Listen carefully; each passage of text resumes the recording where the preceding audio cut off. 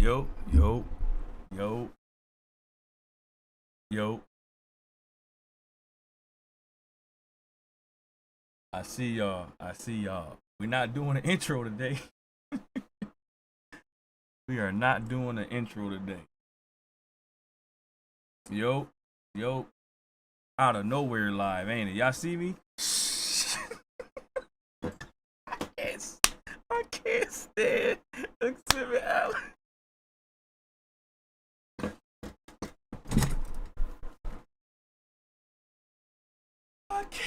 I can't stand. I can't stand.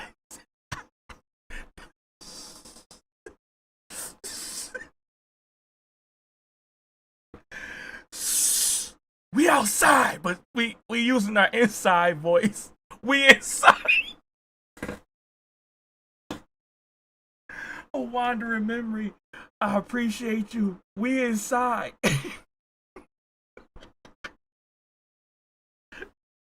I have to calm down. Exhibit Alex, you have to stop. Judy, I see you. I have to calm down. We inside. But we on Text the Eagle. We are on the Mayhem. While go to live out of nowhere. Going live out of nowhere like the RKO. Judy, I see you. A wandering memory footy chat. Double JP, Queen B, we, Rego, Miss Hummus, Bethany, Solid Koala with the stealth stream. we are inside for obvious reasons. No, not yet. But our lives will be more like this. When my neighbors come here, Exhibit Alex, I will probably calm down on some of the freaking mayhem and the screaming. I don't know if I'm gonna get rid of my intro. I'm probably gonna still do my intro, just not freaking be ass crazy. I gotta turn my damn volume up. I gotta hear everything. Yo, James Coleman with the bits. Appreciate you so much. Tanya, I appreciate you so much. Outside voice, what's going on around here? Listen, my daughter's here. And when she's here on her freaking days, when she comes here, I decided I'm not gonna be as chaotic. Even though I do see mayhem in the house, she's here acting like how I would act on camera. But she's doing all the mayhem. She's playing. She's acting crazy, and she's having a blast to the point that she's telling her mom that she wants to stay. Hold on. She's telling her mom that she wants to stay longer, which is fine. Hold on, I gotta get some. Brooklyn, I see you, Brooklyn.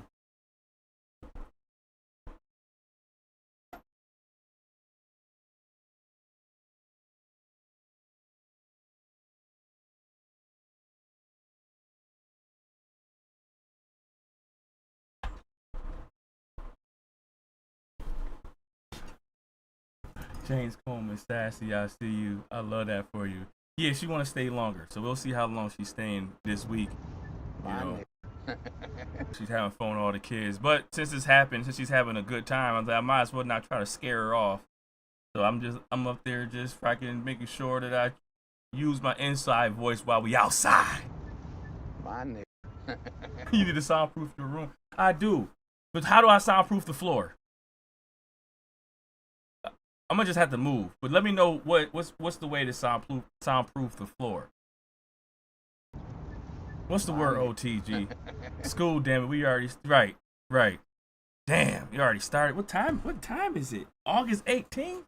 I said, what time is it? What month is it? I mean, what day is it? Uncle Bags, I see you. OTG, I see you. Baby said it's lit at down. A lot going on over here. No, for real though, because she's supposed to be only over here for 2 days, but she wanted to be longer. So, you know, I'm not overstepping.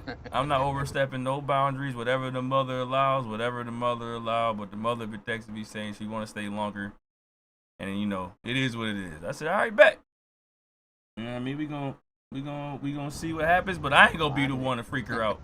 So I'm gonna calm down. Even though I probably won't freak her out, I'm just taking extra precaution. I probably won't freak her out. She's probably gonna be just thinking I'm just amazing as well. But you know, just playing it safe. You playing it safe. I heard he got beat up. My nigga. You get thin, fireproof, soundproofing material. Cover the floor, then use carpet on top. Okay. Sit down, floor, issue soft. Sit down, floor, issue soft. My nigga. Ain't nobody told me nothing. Bush Logic, I see you. Poison Ivy, KG, I see you. Judy, I see y'all. Y'all going crazy, sassy. Yes, little koala probably like, oh nah, see where I get it from. You see the movie Hustle on the Floor? Yeah. So just we're gonna just do that from the floor. Make her your assistant. Top of the wake and bake. Happy birthday to Malice. Oh, the clip. My mom Reese. She's 52 today. Go crazy. I appreciate y'all. I appreciate you so much. NDA. Double JPK. We was already speaking about Beautiful Leo. I see you. Poison Ivy. I see you. I see everybody, man. Everything is running smooth right now. Everything is running smooth.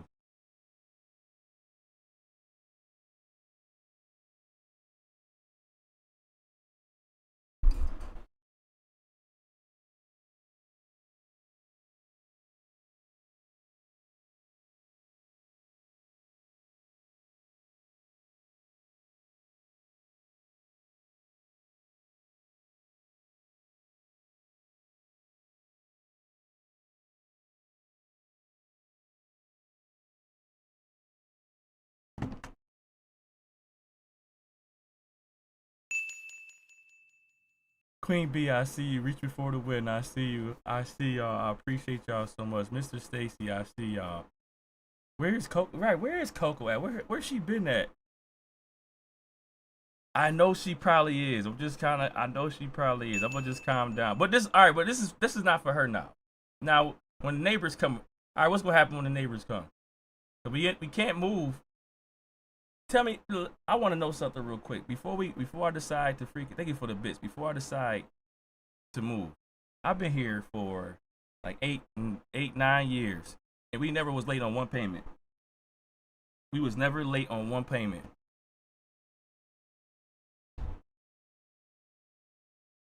Even through COVID, we was never late on one payment, but I've been here for freaking 8-9 years. Do you think that if I don't like the neighbors or the neighbors don't like me, I could be like, all right, even though our freaking lease ain't over till March, you think I could be like, yo, all right, we about to go head on out. We're going to head on out. We're going to talk to the landlord and just try to find a new place off the rip. I'm moving in March, but can I move before March as like a plan B, or do I have to really wait till March? I'm going to get a whole place by myself, right? Tanya, Teresa, Uncle Bags, I see you. KG is in the freaking building. Miss Hummers is in the building having a blast yesterday. I see you.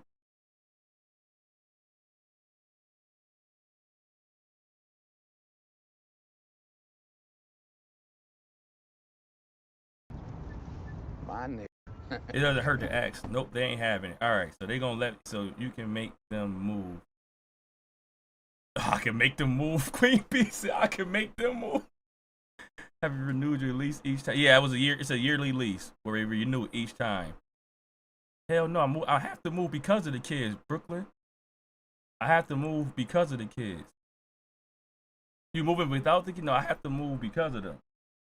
I'm gonna have to find a bigger place for, not just because of them, because of me too. You can move as long as you paid up. It's a yearly lease that I pay every March.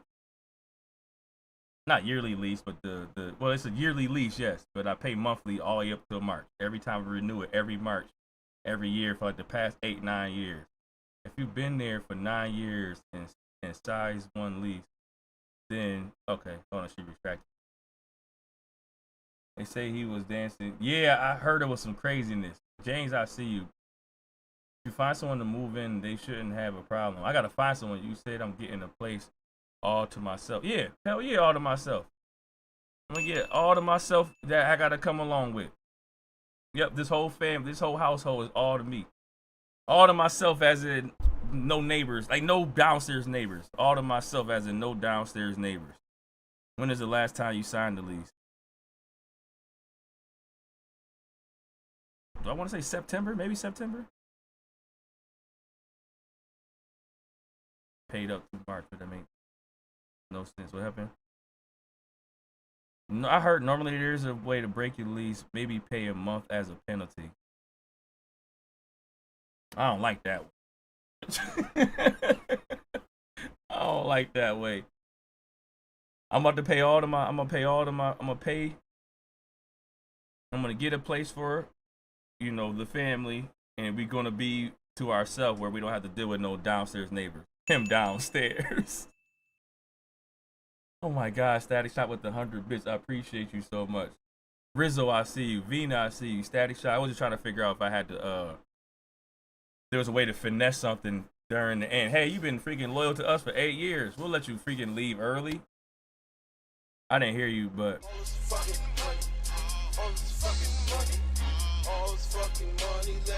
I don't think I'm month to month. I think I am on a yearly lease. I don't know. I don't think I'm on a month to month.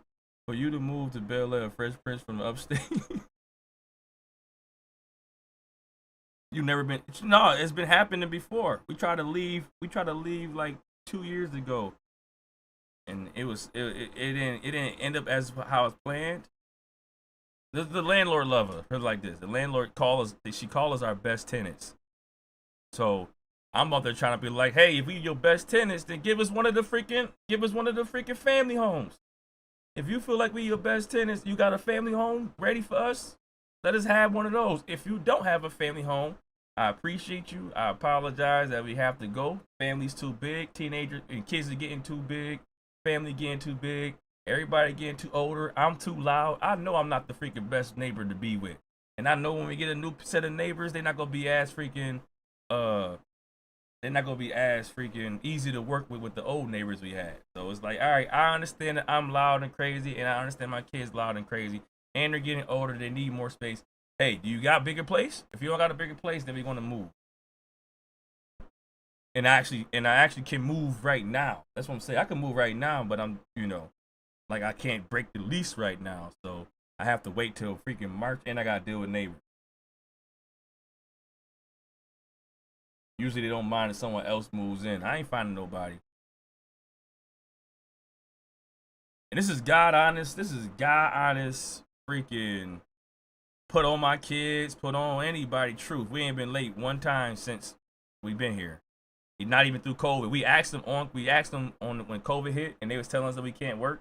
It was like, yo, do we pay rent? Cause we can't. We don't know how to freaking. Do we got to save our money? We was scared. Gotta save our money. Do we pay rent? Do we not pay? We don't know what's going on. Like, what we supposed to do? The landlord was straight up with us. As far as I thought that she was straight up with us. She said, you don't have to pay rent. She said, but when this all blows over, you will still be in debt. Like, you will be in debt for not paying rent. Even though you're trying to save your money through COVID and you're gonna miss out monthly and we can't kick you out at this particular time, when COVID blows over, you'll be in massive debt. So I don't know if it's fortunately, I don't know if it's unfortunately, I don't know if I was getting finessed. I'm not really sure, but I was like, but we didn't miss out on the payment during COVID, and we don't have to worry about getting evicted. We are all our rent was always paid. If anything else went out, like light or gas, guess what was paid? It was rent. What did the neighbors do? The neighbors downstairs just had a freaking accident. They had a freaking an incident with a family member, and the guy can't do everything by himself. They was amazing neighbors. They allowed all this chaos. They didn't complain, but the guy, freaking wife was dealing with issues, so he couldn't stay in the house by himself. She's not gone, but she's like having struggles. So he had to freaking navigate to his daughter house. So now he lives with his daughter, and then the wife is being taken care of. And they just had to move out, which I didn't want them to move out till March. Like, I didn't want them to ever leave until we left first. They ended up leaving first before we could leave. And now it's like we got to probably deal with either worse neighbors, better neighbors, I don't know. Or they going to feel like I'm worse. Either way, I understand they feel like that I'm a bad neighbor because how loud I am. So I'm like, yo, I might have to get up out of here.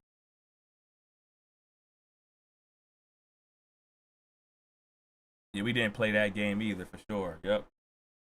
And just ask, just like you said, if you got bigger place for you and go for that's why I've been asking her for sure. What's the word? Go crazy. All right, the chat is going fast. Chat is going fast. OTG, I see she might let you break the lease if you get the family home through her. That's what I was trying to do, but she said she don't have none right now. That was like 2 years ago. I don't know if anything changed this year. Like if I come out of nowhere, like, all right, we about to leave, I want to know she can be like, wait, we got something for y'all. Like I want to know if I actually put the pressure on. Like, all right, we found another place. We're gonna give you a warning that we our lease is over with in March. We out of here. And then she's like, wait, I got something for y'all. Talk to her first and see if she'll give you a family home. If so, she likely would let you break the lease and waive any possible fees since landlords love consistent tenants for sure. For sure. And this is my first time being a good tenant, by the way. I was a terrible tenant beforehand, younger days. Tell them mind their business. A lot changes in 2 years for sure. All right, you know what? Before we get to the craziness, I did want to show y'all something. Before we get into the craziness. 2000. I just picked a date, and I don't know why I picked 2004. 2004 just stuck out for me. That realm of freaking music for me. I was like, 2004 really stuck out for me. I don't know why, but I just wanted to say 2004. I felt like 2004. I felt like me getting into high school, 2004 to that 2008 range. 2003, 2008, man, I could say 2002. It's a pattern. Obviously it's forever. 1990, 99, 2000. When I was freaking in high school, I felt like music was just all over. Like it was just overwhelming. Like you just could not avoid it, right? And I wanted to see something real quick. I'm like, what's going on? What was the 2000? Hey, freaking in the Koala Cousins, I'm in and out about to freaking see Spider-Man finally. And it's amazing, by the way. I freaking really enjoyed it. Brooklyn is in the building. Cousin B is in the freaking building. I see you. You have to let them know 30 to 60 days before time. But if you break, then you would have to pay 2 to 3 months. Plus, you keep security deposit. No, the security. She gonna keep the security deposit anyway. The security deposit. I have. I mean, can y'all tell me when have you ever got the security deposit back? I need to understand, because me with kids and kids always touching stuff and breaking stuff and walls is always freaking, getting chipped and everything that's happened. I have never got my security deposit back in none of my freaking times I rented as a tenant. So I just thought that was a natural thing that I'm never going to see security deposit because you're going to always find something wrong with the trail of kids I leave behind. So I already got in my head, I'm not getting my security deposit back and I don't even care. But I do want to give my landlord a notice, like, if I got to get up out of here, hey, I'm out. Shit, I always got my security deposit back. See, that's fire.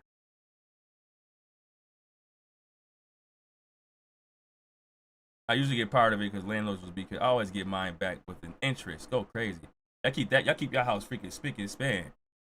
I always got a problem. I always got a freaking, it's always something with my security deposit. Freaking, cut up freaking screen windows, paint chips, freaking hole in the wall somewhere. It's gonna be something. It's gonna be something with all these dang kids. The kids gonna make sure that I don't get my security deposit back. No, I get that back. Every time that I moved, I got it back. You should get some of it at least. I don't know. Most times they'll find a reason to keep it. I beat and scared the hell out of my kids for sure. I always got mine back, even when I broke my lease before purchasing my home. Go crazy. I always got it back because I fixed stuff myself, or I called them. Go crazy. I got mine back maybe twice. Man, what man, shit. I guess I left the houses ain't shit then. I don't know what to tell y'all. I was living my favorite home that I was in a duplex. We had up and downstairs. We had like 4 bedrooms. It was amazing. We only stayed there for like a year, right? It was amazing. I loved it. So my major issue, cousin be with the 100 bits, rock with 1C, I see you. My major reason is because the reason why we couldn't stay, or maybe we was too broke to stay there, but the basement was crazy. The basement didn't have no way of freaking blocking off from the other freaking house. The basement, it had like some weak ass wood border, like wood freaking panels that you could easily just move and like put down and then walk to somebody else's house. So I don't know what duplexes out there that's that simple. I would be kind of scared to be in a duplex. The fact that on the one that I witnessed, I don't know how all duplexes are like, but the one that I had, I would be kind of scared to like, yo, what if my neighbor could just just move the board out the way and just walk in my damn house? Just move the board. You would have to lock the basement door and hope he don't just bust through the or whoever, because it was such an easy access to get from my basement to their basement, and it was no wall, it was no like a bunch of doors, it was nothing to stop the basements from like connecting other than the wood panel that you could easily just put down. So it was kind of crazy that it was too easy for our basements to be next to each other. I just didn't like the structure of it as far as up and downstairs was amazing. The basement, it was like, nah, this shit is creepy. For sure, you see me? You should get, right now, I only had them for like a week and a half, I think I only had them for a week and a half, OTG. Me personally, it came with a speaker, so it can play for your video games too. I don't use it for my video games right now, but it came with a speaker. Took the mic off, and I'm just using it as like it's like a Bluetooth chip that you put into your computer. It's a Bluetooth chip that you go on, your USB chip that you put into your computer, and it sounds amazing to me. And also, I've been noticing that I've been on beat.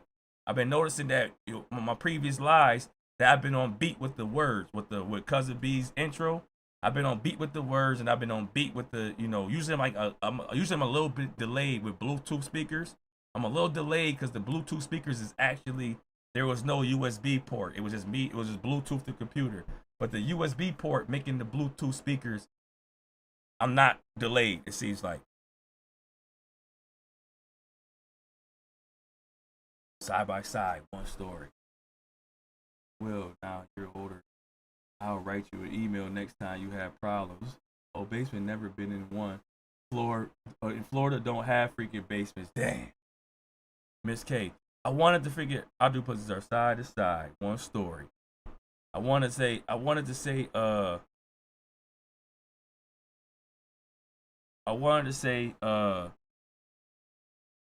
looked at the list, right? The Billboard 200, the Billboard Hot 100 singles of 2004. Can y'all just look at what the fuck was going on back then, y'all? Look at everything.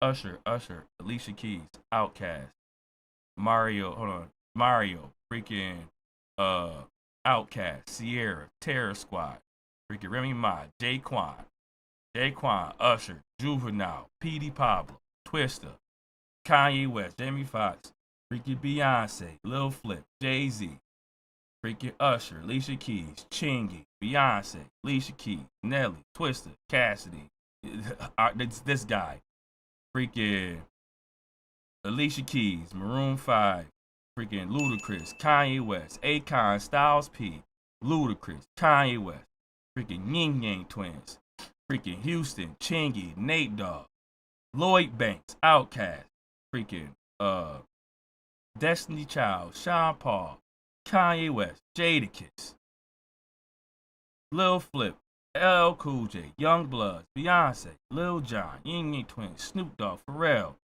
freaking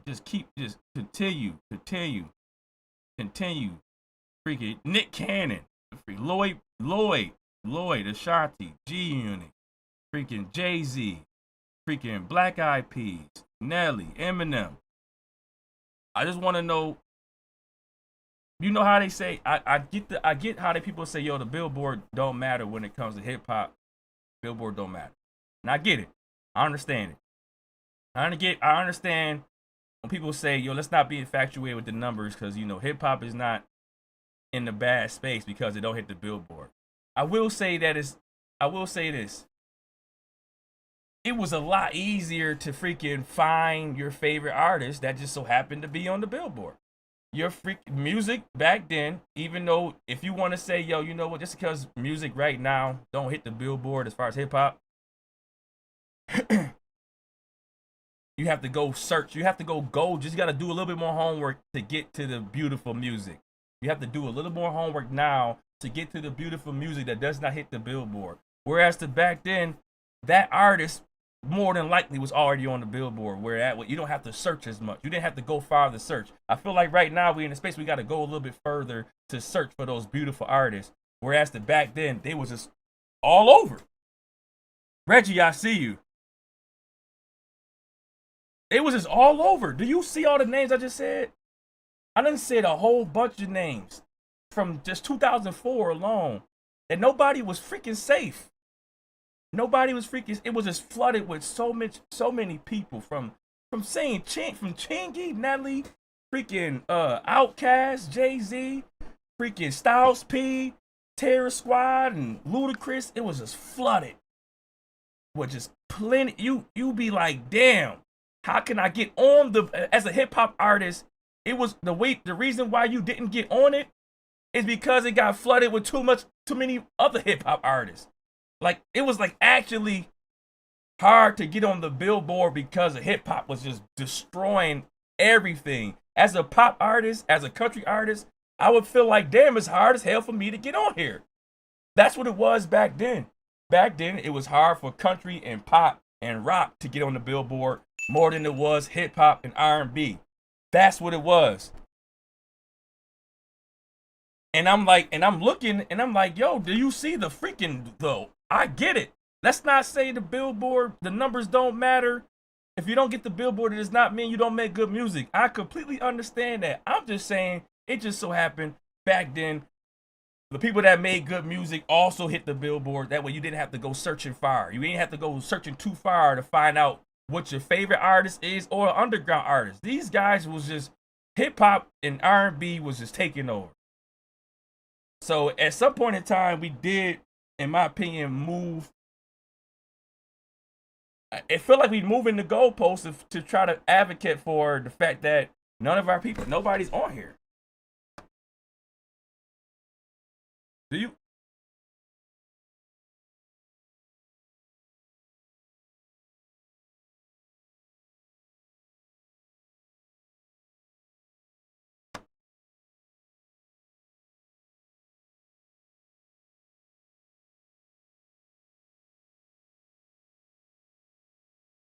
You got Bruno Mars, you got Drake, Steve Lacy,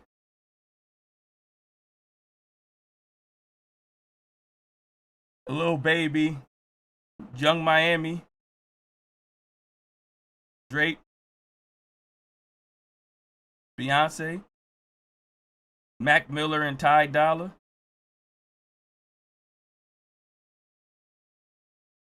Pooh Shiesty new album came out. Is he 42 with his new album? He just dropped 42 Pooh Shiesty new album. Was that 40? Was he 42 or was he sooner than that? Nope, he was 42.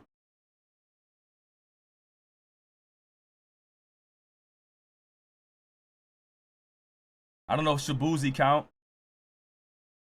Pooh Shiesty.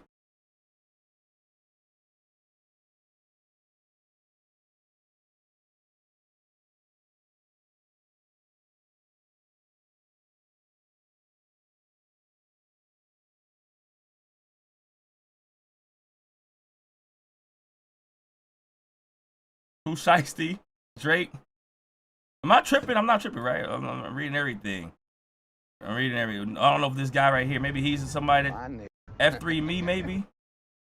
Brandon Carpenter, Noah, Ariana Grande, Justin Bieber, Olivia Rodrigo, Pooh Shiesty. Pooh Shiesty, Drake. All right, so just so we got it clear on what's happening this week on the Billboard, just so we know, is Drake, Pooh Shiesty. Maybe Cardi B's on here somewhere. I probably skipped past the Cardi B one. Miss Miami.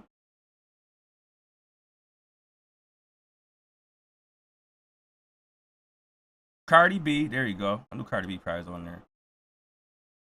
Beyonce. Not Miss Miami, Young Miami, sorry. My thing froze. It don't even want to do no more scrolling. It got depressed right there with me. My computer got depressed right there with me. The yeah.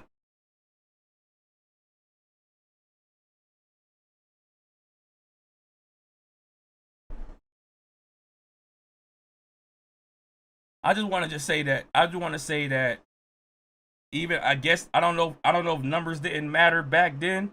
I don't know if numbers didn't matter back then, but back then the music was hip hop and R&B was taking over the Billboard. I just did 2004. I don't know what happened. I don't know how 2005 looked. I don't know how 2010 looked. I just know that 2004 was just flooded with just hip hop. And this is like the year. This is the year end. This is not like, you know, week 1 and then week 2. This is like the year end. What was the full year of what songs were the greatest songs on Hot 100? And it's flooded with R&B and hip hop.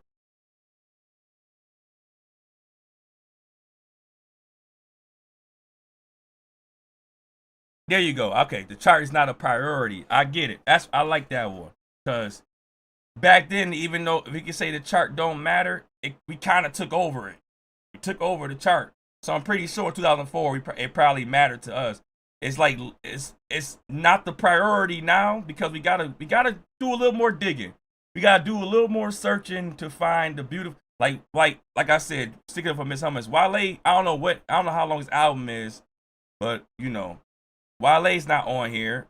Baby Keem's not on here. J. Cole's not on here. It's a lot of things that you could say, like Vince Staples is not on here. So it's a lot of freak. I know we probably outdated for the Hot 100, but are we though? Should it be that outdated? That you got to go a little bit digging deeper to music to find out the freaking the beautiful sound. You got to go and dig a little bit deeper. Where back then it was kind of hard to even function. You couldn't even drive without hip hop and R&B just being stuck in your face. You was like, you didn't even have to go searching. You didn't have to look. I don't have to go find out. I don't have to go find out the next guy, under that guy. Okay, now he's fired. Okay, this the mainstream guy, he's not fired. But the guy under the mainstream guy, that guy's fired. I gotta go search and find his stuff because he's not gonna be out there in the open for you to find. Whereas I don't know how the Spotify works either. So maybe Spotify has a different way of showing you it's easier for you to find these guys. So I don't have a Spotify to know that either. So I could be wrong. I'm not saying I can't be wrong. I'm just saying it looked like back then. I'm not gonna say it looked like back then because I was there. I was there when I seen how music was just in your face all the time. MTV jams was just consistently just blasting in your face. You just couldn't avoid it.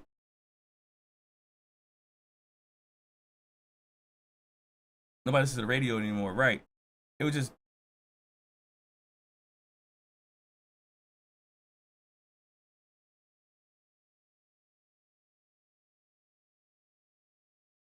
recognize it. If your hip hop song was on the charts, then you weren't cool. We love the underground. That's what Nessa's saying. See, they don't promote worth a damn.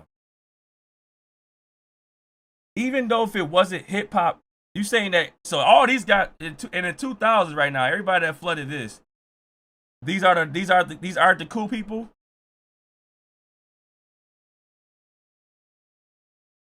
Rain the Rave, I see you.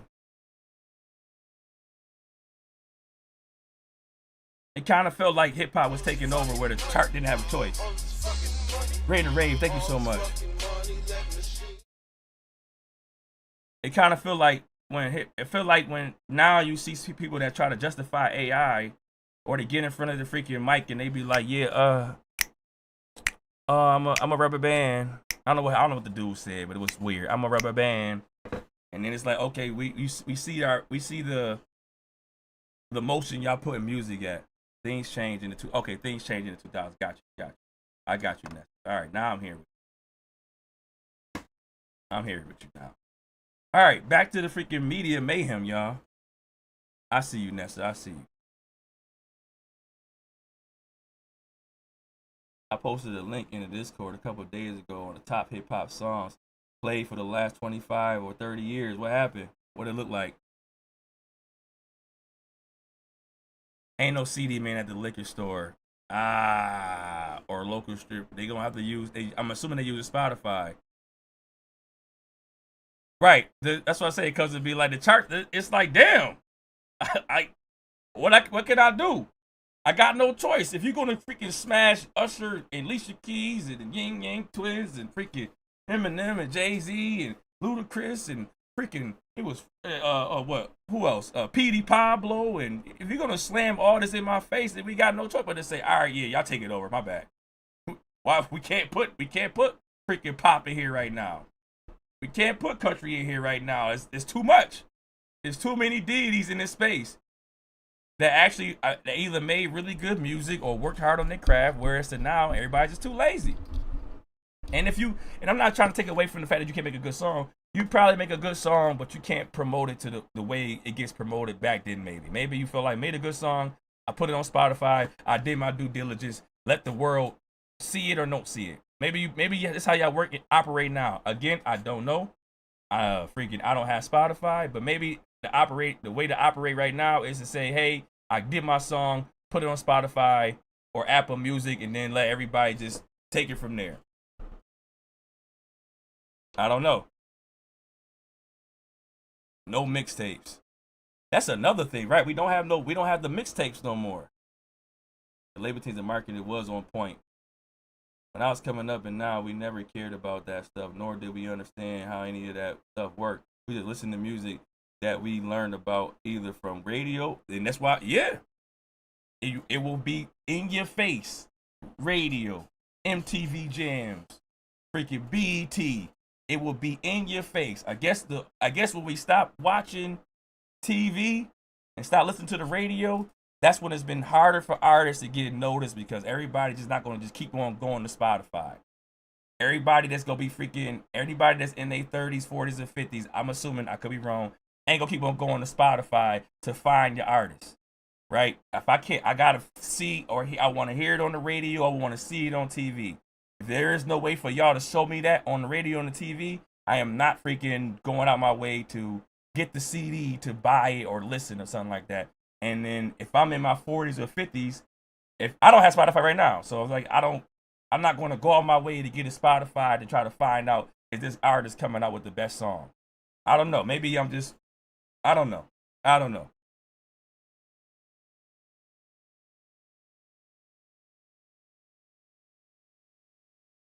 VH1, MTV, BET, yeah.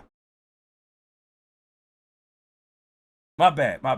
I'm done talking to you. I'm rambling. Freaking DJ Akademiks, you getting freaking bodied by Rob Markman.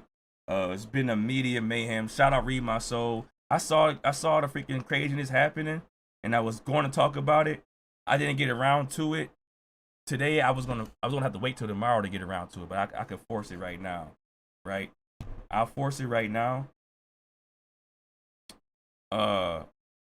Yeah, and then whenever I gotta stop, we're gonna immediately just cut off and then do what we gotta do. I'm not gonna do an outro, so ahead of time, not gonna do no outro. Here today because I got called out today, y'all. There's been a request laid out before me to join the fray, to lend my expertise, my skills, my credibility to someone else's cause. DJ Akademiks has been declaring war on the almighty Rock Nation for some time now. If y'all pay attention to what goes on in the internet, then this is no secret, right? And now Akademiks claims to have uncovered that it was Rock Nation who funded at least one of the civil suits against Stake, the gambling site Stake, Drake, Aiden Ross, Axeman, George Wynn, who runs the Akademiks TV brand account, all right? And apparently on one of Axe streams, Axe says he figured it out. He got it all figured out. And then he took to Twitter and he called on Lauren.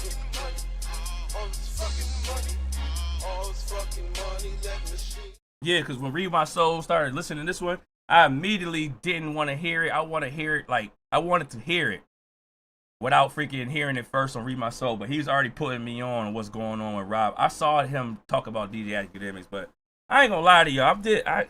I'm getting to that point where I'm slowly. We're gonna get into this. I'll talk about the end of this after this over. I'll let y'all know how my mindset right now is. Lauren LaRosa, Mark Lamont Hill, and me to use our journalistic superpowers and to report on it. I'm not gonna do the outro because I ain't got my daughter here and she ain't been here in a minute, so I ain't gonna do the craziness right now. So the outro gonna probably not happen. So whenever it's time for me to clip it up, time for me to get up out of there on the way All out. right. Karma. Here's the tweet. I'm going to read the tweet, right? Why is DJ Akademiks mentioning Lauren LaRosa is beyond me? Just reposting this on the timeline if y'all missed my stream. I definitely didn't watch the stream. Just reposting this on the timeline if y'all missed my stream. Lauren LaRosa, Mark Lamont Hill, don't let me out journalist y'all. I expect y'all to do your due diligence or not. Punctuation all over the place, by the way. Rob Markman, you still a journalist or just a Drake hater? ? So I got some time to address this today, right? This morning I launched my latest Why I mentioned the person that you was about to go out your way to call her all type of freaking B words and then disrespect her family, her daughter. You went all your way to go crazy on Lauren LaRosa. Why would you mention her in your freaking tweet or whatever and tell her what she should do off of your benefit? I disrespected you. I came at you in a way where I made sure to go below the belt. And now what I'm gonna do is tell you that I want to freaking, you better get to your journalistic shit in favor of me, because Drake, some of the positive shit that happened to Drake. Episode of my interview series, the best interview ever with Rob Markman. Guest today was Bino Rideau. We discussed his new album with Nipsey Hussle, Prolific. All right, that's the new album, man. Rest in peace to Nipsey Hussle the Great. Rest in peace. Sat down with Bino, launched that episode this morning, but tonight I got time. Tonight I want to address this, but y'all know the drill. It's cookies. First, I need y'all to like, I need y'all to subscribe, I need y'all to comment, share, hype, post, and watch. I wouldn't be here without your support, so keep supporting the channel, man. But we're going to talk about it. We're going to get right into it. I'm going to give y'all the backstory, right? Just in case, jog y'all memory a little bit. Back on January 1st, I reported on this channel about a class action civil lawsuit against Stake, the gambling site, once again, Drake, Aiden Ross, and George Nguyen. George Nguyen, again, is the guy who runs Akademiks TV, the brand account, the guy who calls himself Grand Wizard Chat. You can't make this. The Grand Wizard Chat. Hold on. What do you say? Ain't he Grand Wizard Chat Ninja? Ain't that his name?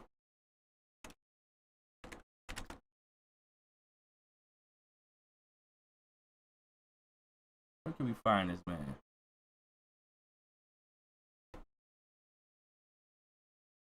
Hey, yo, what's popping?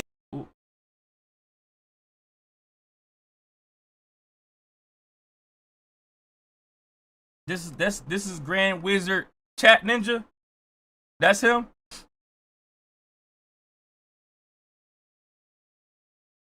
Grand Wizard Chat. This the chat. This the Chat Ninja. Just let people just do any old thing. My bad. Shit up, man. Asian cat, Vietnamese, I believe, lives in Australia. Asian, calls himself Grand Wizard Chat Ninja. Yeah, you can't make this shit up. But I digress, right? That's not even part of what this is.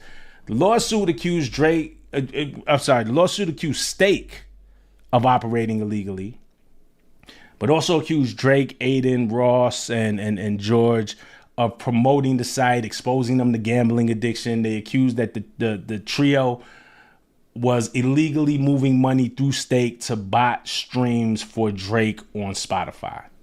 These were the accusations. This was what was in the lawsuit. It was a pretty big headline when it was released. This wasn't a rumor. This wasn't an AI site or nothing like that. It was released across reputable sites. I remember reading it on Rolling Stone, but this was reported wide. I read the paperwork myself. I downloaded, got the paperwork. I read the paperwork myself, did a video and reported on it. Then on July 31st, a judge ruled that the court would not hear that case, and that case would have to go through private arbitration due to the terms and the conditions that at least one of the plaintiffs signed. Right, in the judge's ruling in the paperwork, you know, that it was also noted or left to question that if a number of the plaintiffs, because there were about maybe 8. You know, this was a class action civil lawsuit. I think there was about 8 in total. I could be wrong there, but there was left to question if a number of the plaintiffs were even Stake users at all, and so what type of damage did they truly suffer? We don't know. Whatever the case is, Judge said the court can't hear this case because of the terms and conditions that at least one of the plaintiffs signed. And in those terms and conditions, it stated that it had to go through private arbitration. Mm-hmm. That was the news on July 31st. I made a video on that as well. All right? I absolutely made a video on that one as well, reporting that. You reported the first thing, you got to report how it turns out. Now, not me. Akademiks has ongoing. I'm only reporting the hate. Talk track. He has this ongoing talk track. This talk track that doesn't end against Rock Nation. I'm not a journalist. Right? So Ak has claimed to uncover proof that it is Rock Nation who is behind this and other lawsuits. Or at least behind one of the lawsuits, right?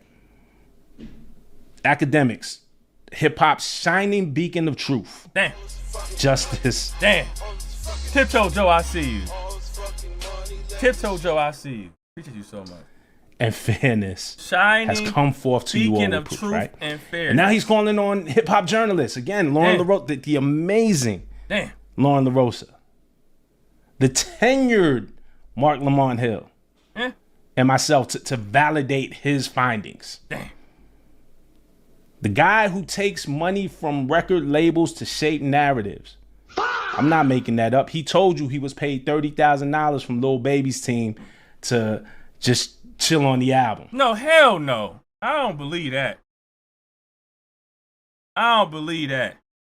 Ain't no way you gonna tell me that DJ Akademiks was out there doing some payola. Ain't no way. Hell no. Ain't no way you gonna tell me that DJ Akademiks chose to take money from an artist to not disrespect somebody else's album. He ain't do that. He ain't do that. He really is. He ain't a scammer. He ain't a scammer like that, is he, Flex? He really is. Flex, it's no way he a grifter, is he? He really is. The guy that's calling himself a journalist, the guy that's been out there spewing all these false narratives, it's no way possible. He's the guy that's up there saying, y'all better tell the truth. No way. No way. To not go crazy on the album. He told you this. This ain't even about me, right? It is about you. This is about y'all who watching. This is about y'all. The guy who lies to you. He ain't no liar, Flex. Ain't no way he a liar. He really is. If Flex say it, then it's true. Who will come up with the nastiest takes. For sure. Who will hire clippers to spread it across the internet to manipulate whatever he wants you to believe. The guy who doesn't present an ounce of objectivity. The guy who created Akademiks TV and lets that account do his dirty work, dropping the most vile, nasty shit, just actively attacking folks. That's the guy saying, okay, where's the journalism now? Hey, we need the facts here now. Now the facts are on point. But it's not about facts. And it's never been about facts. Never. It's about what story he can tell that benefits him and diminishes anyone who he believes is opposed to him. That's what it is. Hey, guys, why y'all not doing y'all journalist shit right now? Why y'all not being a journalist now when they saying they shutting down the case as far as scamming, as far as them freaking doing what they did with Steak? Why y'all not talking about it now? Oh, now you want us to make sure we speak up when it's in freaking your favor. That's what you consider journalists, huh? That's what you consider being a journalist is, hey, only report the news that's in my favor. I'm not being objective. I want you to report the news that's in my favor. I'm gonna do a roll call. I'm gonna have the bat signal in the sky and say, hey, y'all, all journalists, where y'all at? Even the ones I already dissed y'all. I already was mad vulgar towards y'all. Where y'all at to speak on the fact that Drake is clear? Now I want y'all to be a journalist. I always discredit y'all being a journalist, by the way. I discredit y'all all the time. I always come at y'all profession every single time. But now when this shit is on my side and I'm finally in the light and it's finally positive towards me, I want y'all to, hey, where are all them journalists that just dissed? Where y'all at? Don't let me be a better journalist than you. Speak up. Don't let me be a better journalist than you. It's crazy. That remind you of someone? His Uncle Trump? Seriously, he calls him Uncle Trump. He's called him Uncle Trump. It feels like right out of that playbook, right? And his tweet, I mean, it wasn't serious. It's not about him wanting me or Lauren or Mark. I don't know. I got fan. I gotta ask him. I got fan said, "Yo, Flex, is freaking Akademiks compromised?" He really is. Well, there you go. I got fan. I'll get on. Mark to report on whatever it is he's talking about right now, right? He don't need me for that.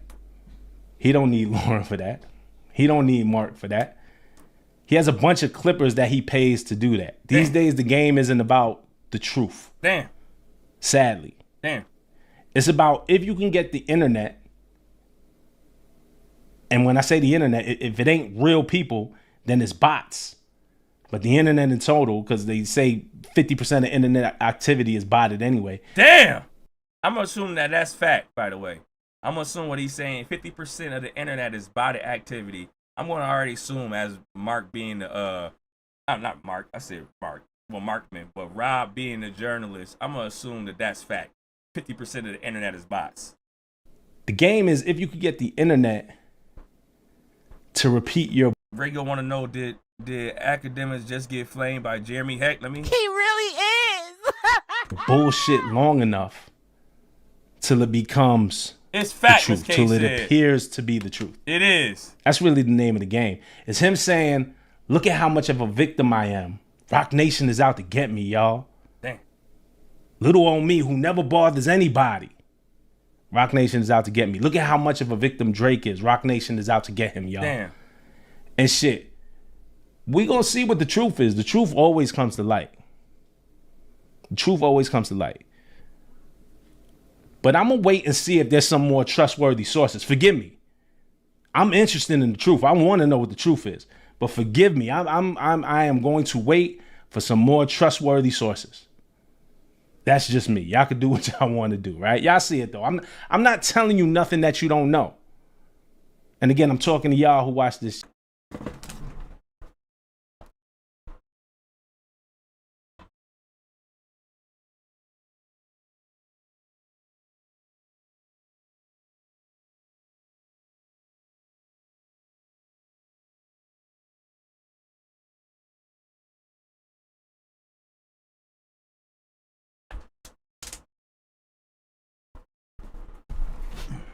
Channel, right? Because there's the most important part here. The most important part here isn't Jay-Z or Desiree Perez, isn't Drake. The most important part is y'all and how y'all get your information and who y'all getting your information from, because y'all deserve the truth, right? But I'm not telling you something that you don't know. What I'm telling y'all is that y'all deserve better than this shit. Overall, not just this story. I'm talking about this shit, like what we're in right now, like the current state of affairs of where we're at. Y'all deserve better than this shit. Our culture deserves better. Our stories deserve better, to be told better with high quality. Our music deserves better. Y'all, the audience deserves better. Better than someone who has built the platform and uses his media to consistently attack people, right? Then he tries to poison the well. Rob Markman, you still a journalist or just a Drake hater? Damn. The biggest hater, right? In this whole ecosystem, in this whole thing that we took, everything that we consume, the biggest hater in it all is calling someone else a hater. Damn. Thank you for the jewels. That's just misdirection, man. That's just projecting. That's you know, the other day we was talking about comic books and X-Men and Marvel and fantasy and finding your joy at whatever age you're in, right? It's misdirection. That's projection. My Star Wars fans, y'all know what that is. That's the Jedi mind trick. Mm-hmm. That's the, hey man, ain't no droid. These aren't the droids you're looking for. It's the old Jedi mind trick, right? I'm gonna accuse them of the shit that I be doing. I'm not the hater. They're the haters. I'm gonna accuse them of the shit that I consistently. Just so y'all know, that's dangerous because freaking that's what a narcissist would do. A narcissist would do that. Hey, you know what? I'm freaking cheating. And for me to freaking spend it on you, I'm gonna freaking accuse you of cheating, knowing damn well you just sitting there minding your own business. You sitting there minding your own business, being faithful. I'm over here cheating, but I'm looking at you like, yo, why you keep on freaking going to the store to get eggs every time? Why you keep going to the store to get eggs? Yeah! Stop going to the store to get eggs. I think you cheating. I'm telling you, that's dangerous that a man who is a hater, the biggest hater, trying to call somebody else a hater. That's crazy to me. That's absolutely crazy to me that a person like a Drake or Akademiks, a person like a Drake would tell Wayno he's too old for something. And I'm like, and I'm not gonna say it again for Exhibit Alex' sake, but it's crazy that somebody like Drake would tell anybody that they're too old, considering his history.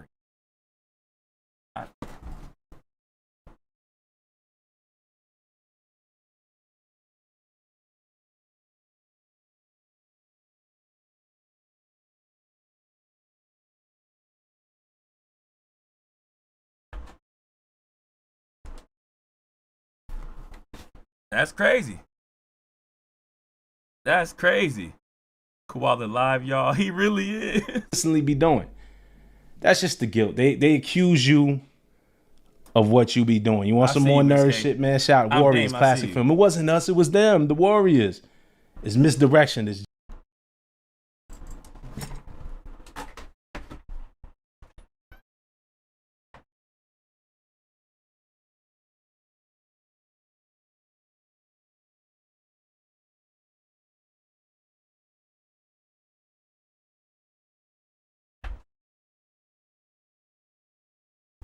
Damn, these Jedi kids. mind tricks is bullshit. Let's go back. When Drake and I had that little back and forth on Instagram, I don't even know when that was. That was last year by this point, maybe, right? When we had that little back and forth. That wasn't even a beef to me, man. I don't know how he takes it or his team takes. It's not even a beef. He threw a jab. I threw one back. To me, and again, coming up in the culture, coming up like where we come, it's a barbershop thing. Oh, we get into it at the barbershop, man. You get into it. Back in school, it's a lunchroom thing. You get into the dozens a little bit. Hey, man, he shot one at you, you shoot back, and it ain't even that serious. Wasn't to me. I'm just telling you, to me, it wasn't a big thing. So that happened, right? That little thing between me and Drake happened. Publicly. What did I do? I made one video. One video and I moved on. I didn't make a week's worth of content about it. I didn't make it my whole identity. I would have. Or my life's mission to constantly try to shoot or discredit I would have. that man. I would have. We made one video. Damn. I responded. Not enough. He said what he said. I said what I said. Not enough and it was done. videos. But best believe I know how the internet works. I know the game that we play. I know how the algorithm works. Y'all know it too. Yeah. I do 10 videos on that one little thing. That would have been me. I do 10 videos on that. I dwell on it. Yep. Create new narrative. Not dwell, but I would have definitely dragged that shit. I do 10 videos on that. Not on dwell. That one little thing. I do 10 videos on that. I dwell on it. Yep. Create new narratives, new conspiracy theories. Hell yeah. And the views go up and the channels go up. Fact. But that's not what I'm in it for. I mean, there's something called integrity. No, My integrity. Not me. That don't feel. It just don't feel right to me. Like why would I dwell on it? It didn't. Don't gotta dwell. Mean that much to me, man. We're gonna address it. We're gonna move. Just petty levels is high. Don't gotta dwell. Petty levels is high. You don't gotta dwell on nothing. I don't dwell. I don't go to bed and be like, oh my God, I gotta freaking. I'm just petty. Integrity still intact, just petty. That don't feel. It just don't feel right to me. Like why would I dwell on it? It didn't. mean that much to me, man. We're gonna address it. We're gonna move on. Don't mean that much to me either, but I definitely love having fun. Quite frankly, it was embarrassing, right?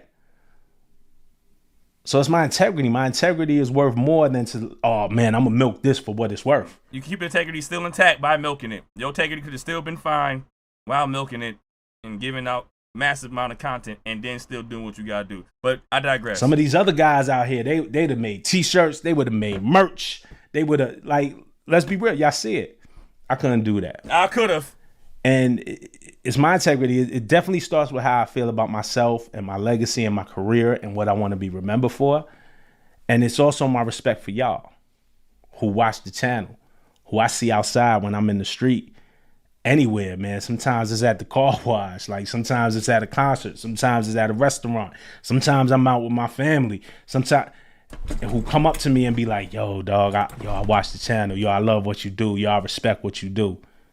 Man, that shit means the world for me. So for one, it's my integrity that I have, and it's how I feel about myself. But then it's the respect. And I was about to make merch, by the way. And I was about to make merch, by the way. Just so y'all know, I was on to make. Y'all, we went over with the whole chalkboard and freaking what was it called? What was he saying? What problem? What the problem? I was completely on the side of freaking dragon shit. Huh?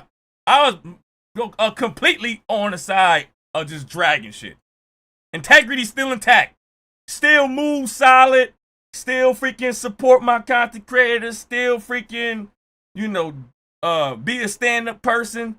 Still freaking promote. Still do whatever I do. Still have my integrity intact. Still deal with my kids. Still deal with my family. Still go to sleep just fine. But I definitely would have been dragging it. Happily. Skipping. I would have dragged it happily. Right? I would have dragged it till it got drugged. I'd have dragged it until there ain't no more dragging left. I'd have dragged it until it was a regular ass fucking lizard. I'd have dragged it so damn far. Forever. Huh? I would have forever dragged it till it was drunk. Double dragging. Let the world know, don't let Drake talk to me. Double dragging.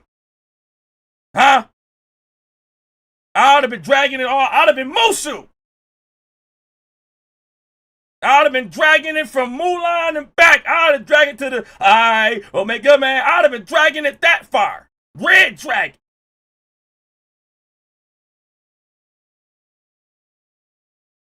Don't let it happen to me, because I'm a fail. If you want to find, if dragging content on somebody of a high, supposed to be all these million records sold, start coming down here talking crazy, if you lose your integrity by making fun of somebody, I have a blast.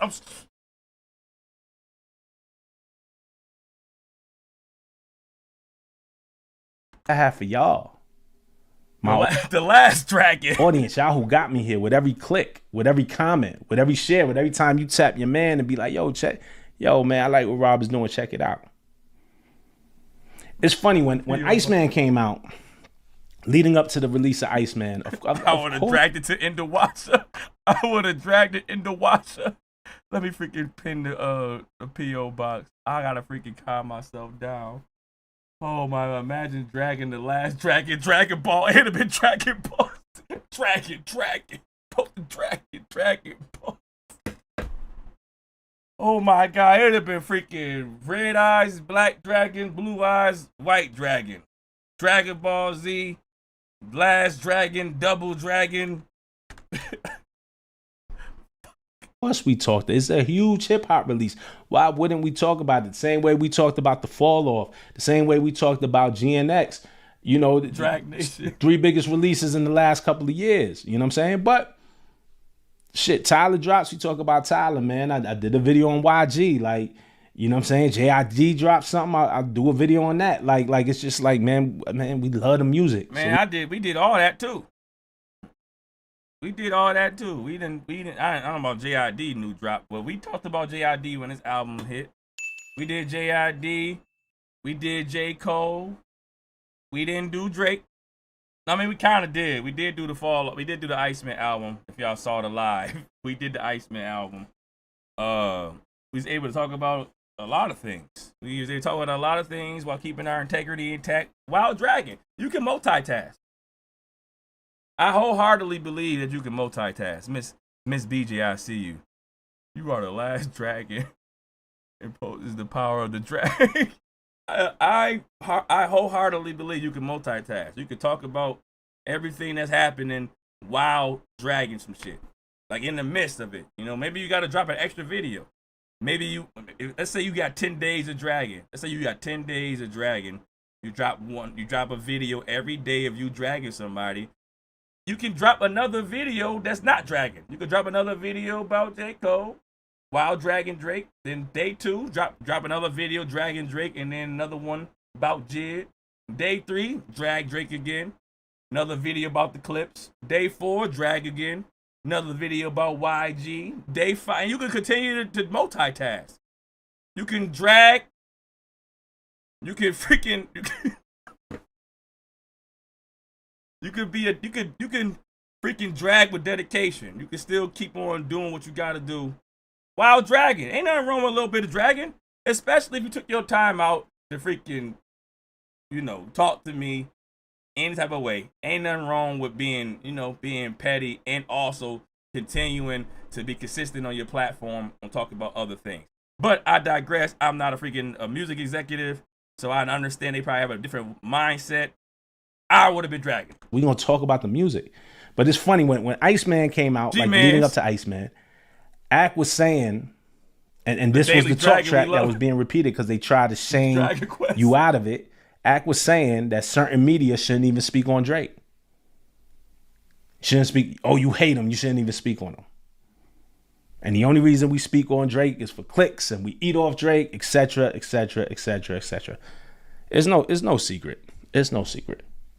You do a Drake video, you do a Kendrick video, you do something about Cole, Jay-Z at the right. It's just certain people, the views go up. It's no secret. It is no secret because every time I do a Lil Wayne video, my views go up. And I'm sick of y'all. Every time I could probably go into my bag and just start dissing Lil Wayne, and then just go in my Lil Wayne dissing bag. And I do videos. I do views. I'm gonna talk about my views too in a minute. But we gonna figure things out. But it's no secret for sure. Kendrick, Drake, J. Cole, Jay-Z, all those videos that I did on those guys, they do views for sure. But Lil Wayne is my algorithm as well because every time I talk about him, it do fucking views. So, but Iceman comes out. Yes, we're talking about the album. All that whack and I'm dragging. He dropped 3 albums. Yes, we're talking about it. Big hip hop news.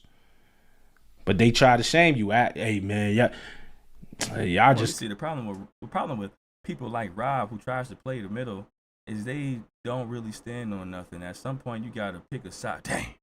Talk about Drake for clicks. If y'all hate Drake, if y'all hate that man, y'all shouldn't even speak on him. The game video is probably my most successful one. You're right. Game and YG is probably my most successful video. It is. It actually is probably It is probably my most successful video this year. Talk about Game and YG. So I might just I could probably go into a realm and just talk about Game and probably go crazy. Who knows? Like that was the narrative, right? All right. But Ak has not shut up about Jay-Z since the Roots Picnic freestyle. Maybe before. All right, that's enough. That's enough for me. I ain't gonna lie. That's enough for me. I appreciate what he has said about Ak. It is funny that Ak, you want to go out your way to call on all journalists. Drake finally has something positive happen, guys. Now, why don't y'all talk about that? Even though we talk about all the negative shit that goes on with Drake, you don't want us to be a journalist. And now when I say us, I mean them. Even though we talk about all the negative shit about Drake, you don't want no more freaking media coverage on that. But when something positive happened about Drake, now it's calling on all journalists. Even for the J. Cole fans. The J. Cole fans is out there calling on freaking Joe Budden like, yo, what are you doing? Ain't you a hip-hop platform? Ain't you supposed to be talking about J. Cole out there freaking being on his tour? Like, no. Y'all enjoy Cole. I don't have to keep on talking about everything. We moving on, right? Even Wayno and Ray Daniels getting into it, and Wayno's up there freaking frustrated at Ray Daniels for calling him out on his business that he has with Charlamagne. Through this episode, I'm telling all of y'all niggas,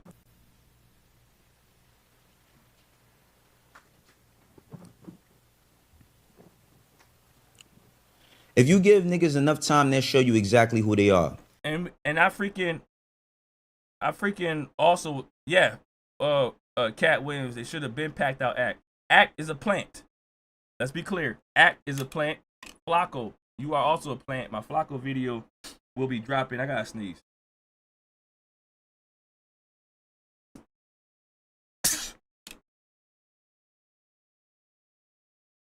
Thank you ahead of time. Thank you ahead of time. Thank you. Achoo. Thank you. Big Heck, I see you. Flacco. Stevie. Aki. These guys, they were plants. They come in here, freaking benefit off of black culture, and then they scam us. They scam black culture, benefit off of it, literally talking about things that happen on in the black culture to make a platform. And then by the time we all try to freaking get them up out of there, it'd be too late. And Flacco will say that. You should have got me 4 months ago. If you would have got me 4 months ago, y'all probably would have had. But now I'm too in. Now I already got most of the black community on my side on my platform that I already scanned everybody. It's too late. And that's what happened with these plants. That's what the plant is. What do you think a plant is? And now I think freaking, and no pun intended, because Cat Williams is in here, and Cat Williams might be a fucking plant. Because why the fuck would you do a video about the same person that you, I'm never going to understand it. I'm telling you right now, y'all never have to worry about me ever being cool with this person. Ever again in life. No matter, I don't have to freaking, the Cat Williams said, going crazy. Cross-examine, I see you. Appreciate you so much. Cat Williams said worse about Kevin Hart than I said about him. Just so y'all know, Cat Williams said way worse things about Kevin Hart than I said about him. So my mindset is like, where the fuck did it happen where y'all wanted to start doing a movie together? Does money really rules all, huh? I'm just trying to understand this right now, because I would never be cool with. I don't have to ever be cool with this guy ever again. I don't want to talk to him. I don't want to know about what he's doing. I don't care about his freaking platform. I don't care about what tour he's on. I care less. And I said less, and I didn't say that much about him. But Cat Williams, you definitely have made it known that Kevin Hart was a fucking plant. And the way where he's at right now is because he never says no. He did everything against what you did as your own moral integrity. And then here you go, chilling with him. I don't know what to believe no more in this world. I'm not gonna lie. Done in perpetuity. Go crazy. I see you, Mawazo. Go see. Put you so much cross. While I'm about to do this episode, I'm telling all of y'all my niggas, bad. That wasn't for you, Cat Williams. That wasn't for you. On me. With the high five, with the subscription. Appreciate you so much. Don't text me. Don't reach out to me about nothing. Don't extend no courtesy to find out. I like this off the muscle. I like this off the muscle. This is my type of energy. If you give niggas enough time, they'll show you exactly who they are. Easily. And you find out before they even tell you who's that. While I'm about to do this episode, I'm telling all of y'all niggas, don't call me, don't text me, don't reach out to me about nothing. Yes. Don't extend no courtesy to find out what's going on, to find out how I feel, because I'm about to tell y'all exactly how I feel, and I'm talking about Ray Daniels. Yes. See, this nigga spoke on me and spoke on my business without knowing nothing about it. Damn. You feel me? This shit with him and Charlemagne and, Charlemagne, gave him the donkey today. And why did he give him the donkey today? Because this nigga decided to say that Jay-Z got an album coming out and it's confirmed. And the only way we gonna get it if Jay-Z got a partner and this and that and then Charlemagne give him. Sound like donkey today to me. I don't give a fuck about no Jay-Z album or no Rock Nation. OTG. I don't give a fuck about none of that shit. I don't give a fuck. Charlemagne can't tell me what to do or say. Damn. But this clip, and I'm gonna give y'all context as to why I feel how I feel regarding Ray Daniels with this clip after we watch it. You can't beat me, bro. You can't beat me because I'm a good person. I'm doing God's work. You should help me. That's what I thought it would have did. I low-key. Shut the fuck up. You sound like the last. Shut the fuck up. You sound like the last nigga I know. Everybody just saying they be just doing God's work. Is any old body. With this clip. It be P. Diddy in jail for freaking trafficking and abusing and all type of shit that P. Diddy be doing in the jail. And he be like, man, God gonna find a way for me. I'm like, I know God be just be like, stop calling my name. After we watch it. Can't beat me, bro. You can't beat me because I'm a good person. I'm doing God's work. You should help me. That's what I thought it would have did. And I low key wonder if they made a chess move because Wayno, he had his opinions about Jay-Z and all of these different things. And then the next thing you know, I'm watching his show and he says, I'm now a part of the Black Effect Podcast Network. Why is So he I part feel of, why is he part of Black Effect Podcast Network? Because he leaked information. Charlamagne is playing the same game they talk. He leaked information. If it's so easy for you to be a part of that network because you leak information, then Ray Daniels, where are you ain't on it? I would assume, well, I understand why you're not on that particular network, but I would assume that because you leak information yourself, I'm sick and tired of the freaking the old people saying that you too old for this, right? Drake will say somebody is too old for this, knowing that Drake is what he is. Academia say, all right, y'all, time for y'all to be journalists and freaking speak on this, knowing how Academia uses his journalism. And then this guy saying because he got this job, it's because he leaked information, knowing he leaks information.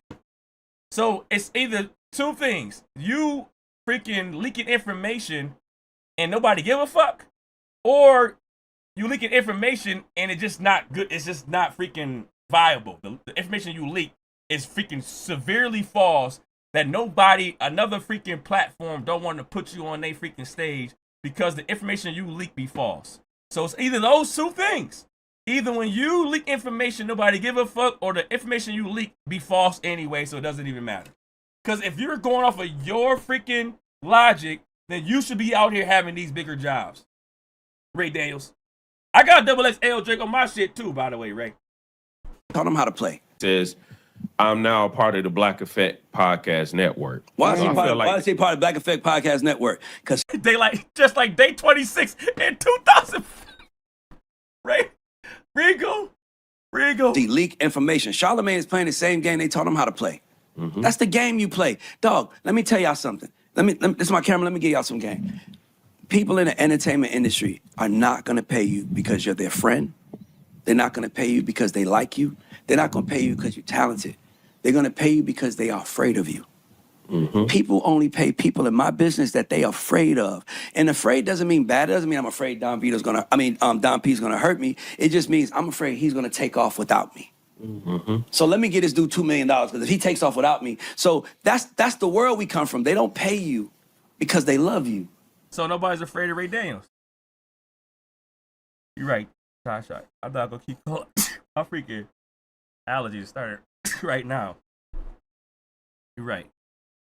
He's a freaking participant. He ain't a journalist. You're right. We gotta call people participants. You participate and try. You participate. Participants. Dog, I issue with the CEO of You see how he's sitting there talking this bullshit? Ray Daniels, by your logic again, why are you not the person that's freaking being called upon? You don't scare nobody, and your leak information must be so false that nobody cares to put you on a platform. About something that's not a fact, about something he knows absolutely nothing about, and the niggas that's sitting around him is just nodding their head. They just nodding their head.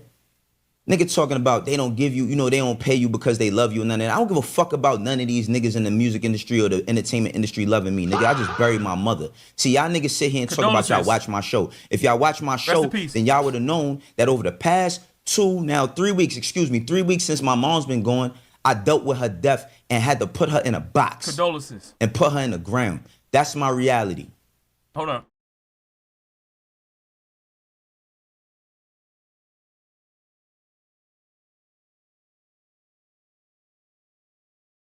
Send my condolences. But a nigga talking about a Black Effect deal. Fuck that deal while we talking about it right now while I'm addressing you, nigga. Because you don't know nothing about what's going on with me. Fuck that deal. But you sat here and talked with these niggas, and they sat there and nodded their heads like good-ass yes men listening to you because you sound smart to dumb niggas. It's nodding like beauty pageants. That's your thing. See, Ray Daniels, I met him a couple of years ago, 3 to be exact. Yeah, I think I am allergic to BS. Am I allergic to BS, Flex? He really is. That probably was why they, ever since I've been here, yeah. Now, Jack Daniels, who's from New York, I have a relationship with Jack Daniels. He worked with Ray Daniels. He asked me to come on Ray Daniels' show. I did. It was a good experience. Had fun. And then they asked me to come back. And when I went back, they was doing this debate show. And when we started doing the debate show, After maybe 3 times of me doing it, I say, yo, I'm not gonna do this no more. And you wanna know why? Because you say all types of dumb shit, nigga. Also, Ray Daniels is hurt. Ray Daniels is hurt because he wanted you to be, matter of fact, he probably wanted you to be the guy he wanted to pay because he feared you. Ray Daniels feared Wayno, so he tried to get Wayno on his side before Charlemagne got Wayno, right? So he tried to hurry up and pay Wayno because he was scared of you. Because that's what he just said. Nobody loves you in this industry. They only freaking give you money because they fear you. And they fear you to take off without them. I'm going off of freaking Ray Daniels' logic. And he tried to get you, and he wanted you to... I see what's going on. Ray Daniels is hurt.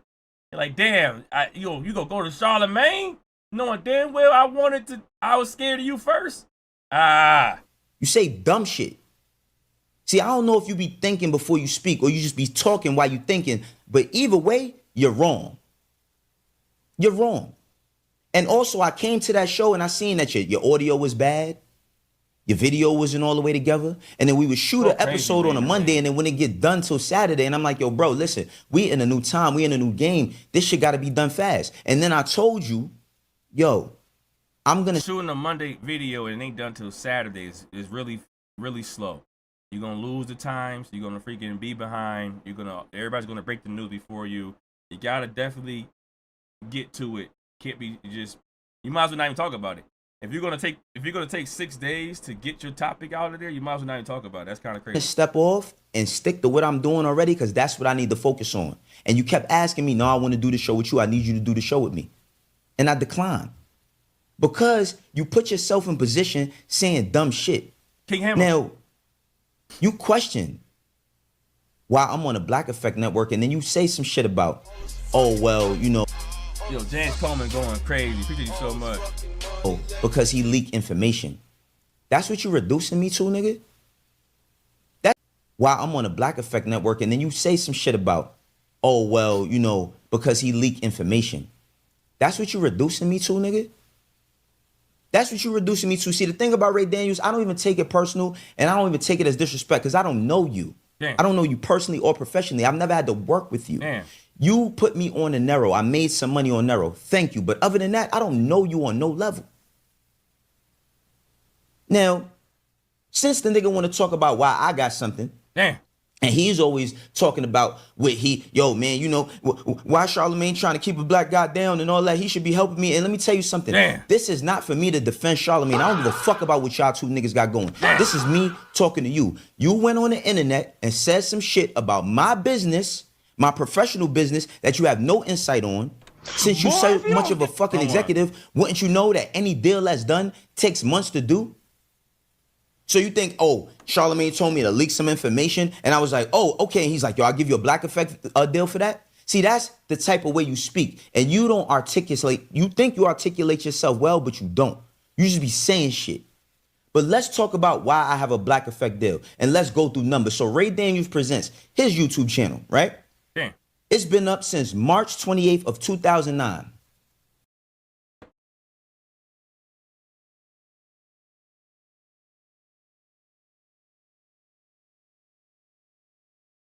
So we got 17 years of his content, right? 17 years of 2009 to 2026. All right. It's damn near 20 years. You got 117,000 subscribers. You got 3,098 videos. And you got 27,125,365 views. 27 million. Math. Okay. Now, since we talking about what niggas got, what they don't got, and we gonna talk more about that too, is this. I started my YouTube channel in 2023. Okay, there's 3 years ago, 2 to 3 years ago. Okay. I was never putting out my own personal content. I was featuring on people's shit. But guess what I got on YouTube and I grinded? What you get? But I got 96.9 thousand followers. That's as you did it a way faster time than Ray Daniels. Okay, check. I got 1,016 videos. Okay. And I got 25,346,205. Let me hear how many videos less did you have? Wait, hold on. Damn near 20 years. You got 117,000 subscribers. You got 3,098 videos. He did 3,098 videos. So we just clarified that there's the numbers. You gotta just get the numbers down. And we're gonna talk more about that too. 3,000 videos. Is this? I started my YouTube channel in 2023. Okay. I was never putting out my own personal content. I was featuring on people's shit. But guess what I got on YouTube and I grinded? But I got 96.9 1,000 followers. Yep. Okay. I got 1,016 videos. You did freaking 2,000 less videos than Ray Daniels, okay? And I got 25,346,205 views. 2,000 less videos and 2 million less views. You did 2,000. He got 27 million views. You have 25 million views. But he did 3,000 videos and you only did 1,000 videos. Yo, Flex, is Wayne no cooking freaking Ray Daniels right now? Let me know, Flex. He really is.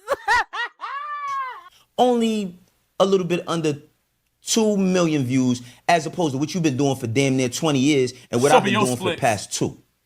Since we want to talk about why niggas, the reason why I got a situation is because niggas watch my shit and I built my base. I don't have 15 guests. I don't got 5 niggas up there talking with me. We write it I ain't down, got a bunch Slime. of people sharing their opinions. I talk about my standpoint and report on news because that's what I was doing on Everyday Struggle. Damn. That's what I was doing when I had connected with Wayno.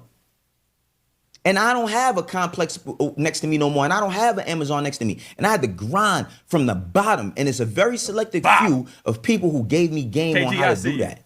But how dare you, Ray Daniels? How dare the nerve How of you? dare you, nigga? For a nigga to sit up here and post my video, post a video of my show on his channel and say, yeah, this my brother. I ain't no hater. You know, I'm showing love. Then why didn't you know, if you watch my show so much, why didn't you know that I've been dealing with something personal? When they say it's love, you've been lied to. And Ray Daniels also said that people don't really love you when they try to pay you. They actually scared you. So actually, Wayno, I think you should take it as a compliment that Ray Daniels is scared of you. That's why he would try to pay you or put you on his platform and work together because he's scared of you. He just said it himself. So even though he is going out his way to be a prick or whatever, he's also letting it be known that he is scared of you because the love wouldn't have been the thing that he wanted to pay you for. He only wants to pay you because he's scared of you. You reach out every other time when it's something about Charlamagne. You called me. Last time I spoke to you, you called me to talk about Charlamagne calling you. Damn. I don't call you. And that's not to disrespect you, but I don't call you. I speak to you whenever I speak to you. Sure. And because you did all of that fake brotherly love, all that cool, my nigga shit, all that shit fake to me. Yeah. It's fake. And please don't try to run with the, cause niggas, yeah, we know, yeah, you sold 200 million records. Nigga, you manage a writer.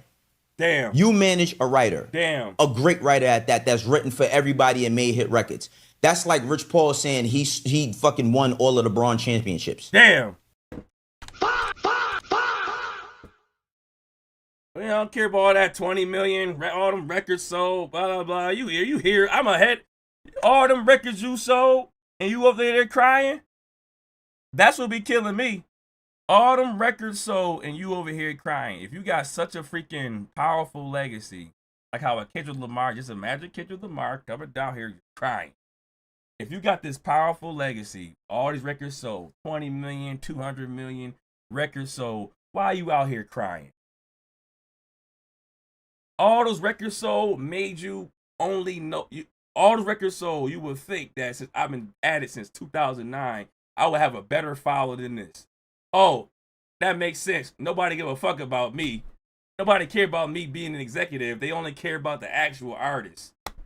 So the artist is getting all the freaking popularity. Me being an executive, I thought that I was more popular than I was. But since 2009 till now, I'm freaking, I did 3,000 videos compared to Wayno's 1,000. And it just shows, if you want to just talk about the numbers, it just shows like, yo, I'm closer to you. I'm closer to you than you are to whoever you want to say. I'm closer to you than you are to. It sounds like a similar combo here. I'm all saying. You managed a writer. Cool, great. And then I should have known, no, because you threw a sucker shot before when you said this shit about, yeah, Wayne only signed street niggas. Let me tell you something about that. Every nigga I ever signed from the street, whether they was able to pop or not, I gave them an opportunity for an alternate thing that they had going on in their life. You still haven't said a word. I gave them an opportunity to have an alternate or make an alternate decision to change them and their families' lives. And a lot of niggas have made something off of it, and some niggas ain't never made nothing. That's the name of the game. Just like J.U. But you've been saying sucker shit. You've been doing sucker shit. And this, though, this is where you cross the line, nigga. This is where you cross the line. I'm not worried about nobody giving me nothing. You want to know why? Even when I pulled up to your spot, I pulled up over there in a $210,000 S580 Benz that I paid for out of my own pocket. Ain't nobody giving me shit. Might as well just flex that one. Don't talk that. You got a big house. I got a big house too. Damn. We've all been successful in this, right? But you want to know why I have a Black Effect deal and you don't? Because you can't fuck with me, nigga. Damn. That's all you gotta. That's all you gotta get. When sometimes take you a little bit of time when you slow cooking somebody. When you slow cooking somebody, it take you a little time. Like, yo, you want to know why that I got this and you didn't get it? It ain't because you think I leak information, because you leak information too. I'm just better. God made me better. Sometimes you're just not as fast. You can't jump as high. You're not as witty. Your information not as valid. It's okay. I'm just better. I have better connections. I got better rapport. I got better respect. I'm just better. You can't fuck with me.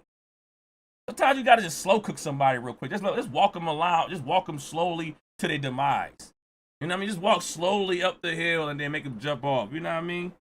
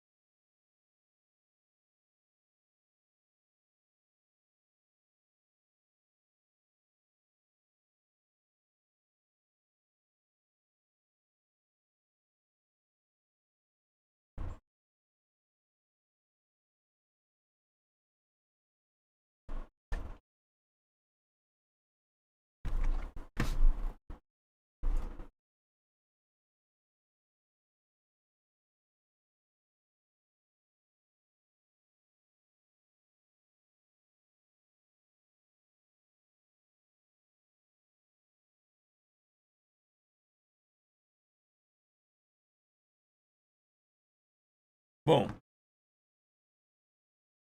Tantum, I see you. You can't fuck with me. You could run around to all of those pages, all them spiritual worlds, and pay them niggas for a post and all of that to go viral. Damn. You know what I mean? You put on site and all that. Maybe you do, maybe you don't. I'm Damn. assuming the same way you assume. Damn. But I don't do none of what I'm doing so that I could go viral. I do what I do because I give a fuck about speaking. See, when Drake throws me on his story and says some little funny shit, that's not, oh my God, what a great opportunity. I addressed this shit one time and I never said nothing about it again. Yeah, Wayno and freaking Rob got something in common. Wayno and Rob Markman, they got this executive complex where, they already been in the midst of being around, popular names. So when a celebrity or whatever you want to call them decides to just, diss them, they be like, all right, I'll address it one time, I'm out of there. If that's good freaking, good moral code amongst men that y'all have where y'all want to just talk about it one time and leave it alone, I would have dragged it. That's me. Maybe I have growing up to do. I would have dragged it. I would have been petty tender grass and I would have dragged it all over the place. Left, down, right, up, all over the place. I would have dragged it. And I'm going to drag, and then hopefully, don't let him come back. If he come back, I'm re-dragging it. So whatever powerful man complex they got going on where they don't want to address the issue more than once, I'm addressing it a plethora of times. Where you on your 4th interview or your 7th episode talking about Charlamagne giving you Donkey of the Day last week. See, nigga, you a quarterback. You live in the past. Damn. You live in the past, bro. I really don't like what you did. I see you. I really don't like what you did because you you put your words in a way that would make you think that somebody could control me. Damn. Or make me say what I feel, nigga. Every word I say today, I mean. I am not friends with none of y'all music industry niggas. I don't give a fuck about none of y'all. I don't want to go to y'all birthday parties. I don't want to hang out with y'all. I don't want to do double dates. I don't want to be friends. I don't want none of that. You want to know why? Because y'all niggas is all performative. Because at the slightest chance, at the slightest look, you'll say something and not know what the fuck you said and throw a nigga under the bus. How dare you speak on my The nerve business? of you. The nerve of In you. 2020, Mr. Coleman. after Everyday Struggle ended, after my father died and I had to bury him, Damn. after my aunt passed away in that January of 2021, Rest in peace. Rest in peace. after my grandmother passed in March of 2021, me being her only grandson, and I was dealing with a bunch of mental shit. I was dealing with a bunch of stuff, and the greatest opportunities was happening Rest for in me. peace. I had just become the co-vice president, executive vice president of quality control music. I had moved to Georgia. I bought a house in Georgia. One of the most emotional moments in my life was me signing the paperwork to get my home that I own, and my grandmother wasn't alive to see it. Damn. But while all of this was happening, I was still working. See, Charlamagne had reached out to me back then to be on Black Effect and gave me an opportunity to do a show. And I turned it down. And you want to know why I turned it down? Because I told him I just spent the last 3.5 years, almost 4, doing this show on Complex. I didn't even know what I could do. Let me see what I could do on my own. I had just got a deal with Amazon where I had billboards all over Times Square. I had just started a new podcast called Hear Me Out with Wayno with WTF Media, who was showing me love and showing me the ropes of everything I was doing. And I was doing all of that while dealing with the grief of losing close family members. And as time went on, I lost more family members. And I lost one of my best friends, my man Troy. I lost my man Hovain, one of my closest niggas. A person that encouraged me to do what I'm doing today. I lost him. Say what you mean. Me what you say. I have been on the brink of elimination. Yeah. You know what that means. You ever been there, nigga? Man. You ever felt that? You ever felt that failure? Thank you for the jewels. And had to go look in your children's faces and fight it and bounce back from it? You see, when I told you that I was no longer going to do whatever show that you was doing, I decided to double and triple down on what I got going today. I'll do it myself. I had a different set. It was blue. I had all these cameras. My audio was messed up because the person that I first hired to, they thought I was going to pay them all this money that I didn't have. Damn. Nope. Excuse me, I just belched. I ain't editing none of this shit. Don't edit shit. Going crazy time. I bought all these cameras. I didn't know what to do. On every single episode, out of all them episodes y'all see, I shoot and edit on my own. All of them brand sponsorships, all of them ads, the currents, the freecash.coms. You know what I'm saying? The Jordan Craig ad. Gotta edit it. All types of shit that I've been able to do. I did that from sitting right here in my fucking house that I paid for with the money I invested. Nigga, how dare you speak on anything I got going business-wise without knowing the context? But you want to know why? Because you want to go viral. That's your thing, nigga. Yeah. Everything you say is at the behest of what it's going to bring for you and your platform or what you doing. But don't nobody watch that shit, nigga. Yeah, you go viral, but ain't nobody, that shit ain't, no, they ain't niggas ain't watching that. We haven't built a consistent fan base. Now I'm gonna throw They put the numbers up there. You put the numbers up there. Just so you know, you got 3,000 more videos, but only 2 million more views. Just so you know. Yeah, I'm gonna throw some dirt. Nigga, same way how you said that little sucker shit about because I leak information, how dare you? You know what I did to get into the music industry? I ain't never do nobody dirty. I ain't never steal from none of these niggas. I ain't never put no artists in no crazy shit. Everybody who didn't want to work with me, I let them out they fucking deal immediately. Ask every nigga I've ever had a problem with. I'm not saying that he didn't. I'm not saying that Wayno didn't go by this. I will say everybody says this. For some reason, I don't know if that's like the generic thing to say when it comes to being an executive or a freaking a label, somebody that signed somebody. I done heard this, but I'm not saying Wayno is not this. I'm just saying I heard this, but I never did. Jay-Z just said it. Ask him. Ask any artist I've ever worked with. Wayno got them out they deal with no strings attached, nigga. Even after niggas owe me money. And here we have a nigga talking about, I got an opportunity because I leak information. The nerve of you. I said it before, I say it again. I'm not your friend. I'm not your brother. Good. And you proved it with what you said. You may not think that what you said was anything serious, or you might think I'm going overboard with it and you didn't mean it like that. But you can't tell it wrong how to be offended, nigga. I come from 119th and Lexington Avenue. I come from 655 East 228th Street between Carpenter and Lowry in the Bronx, and 119th and Lexington in Harlem, 1900 to be exact. Nothing of who I am or what I do was built off of me being a fucking sucker. I can't say that for you, nigga. Damn! Not with this, not with... Damn!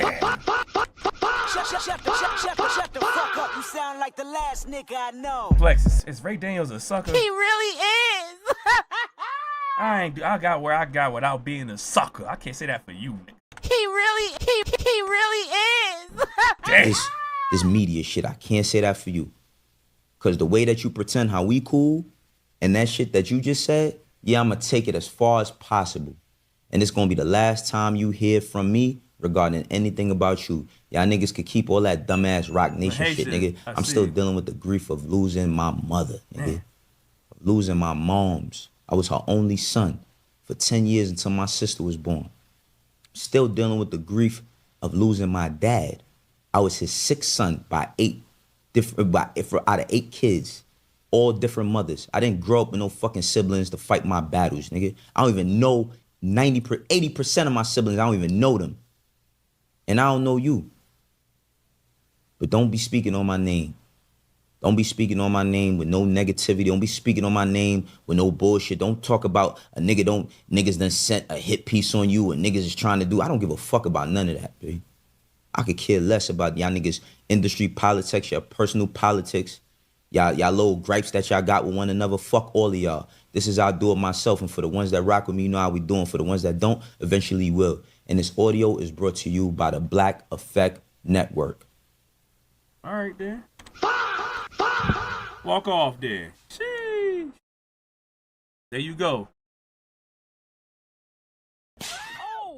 10 with the 20 gifted fucking membership.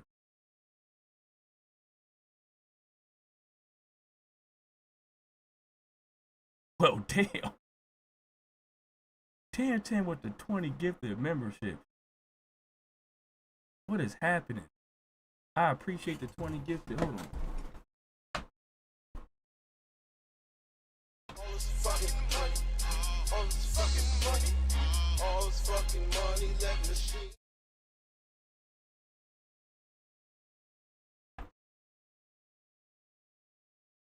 Tam with the 20 gifted memberships. That's basically how they ended it, bitch. He needs some milk. It's the Coleman with the freaking bits. Go crazy. And that's why New York City is the Mecca. I see you. Freaking Telly, I see you. Your spirit don't like your body. Well, I'm going to help you free it. Go crazy with the bars. Clips is in the freaking building. Appreciate y'all so much. That was freaking. That let you know we all seeing the freaking. I ain't gonna lie, there's a lot of people in here that's freaking that's fake personalities. Kanye, I see you. It's a lot of fake personalities because Ray Daniels want to call Akademiks. Y'all are going freaking crazy. Telly with the 100 bits. Appreciate y'all so much. It's a lot of fake personalities out there. You know, everybody want to call Akademiks for him to freaking try to give him some type of freaking voice. Ray Daniels want to call Akademiks. Ray Daniels. They don't care about being right. They don't care about. Let me see what you gotta say.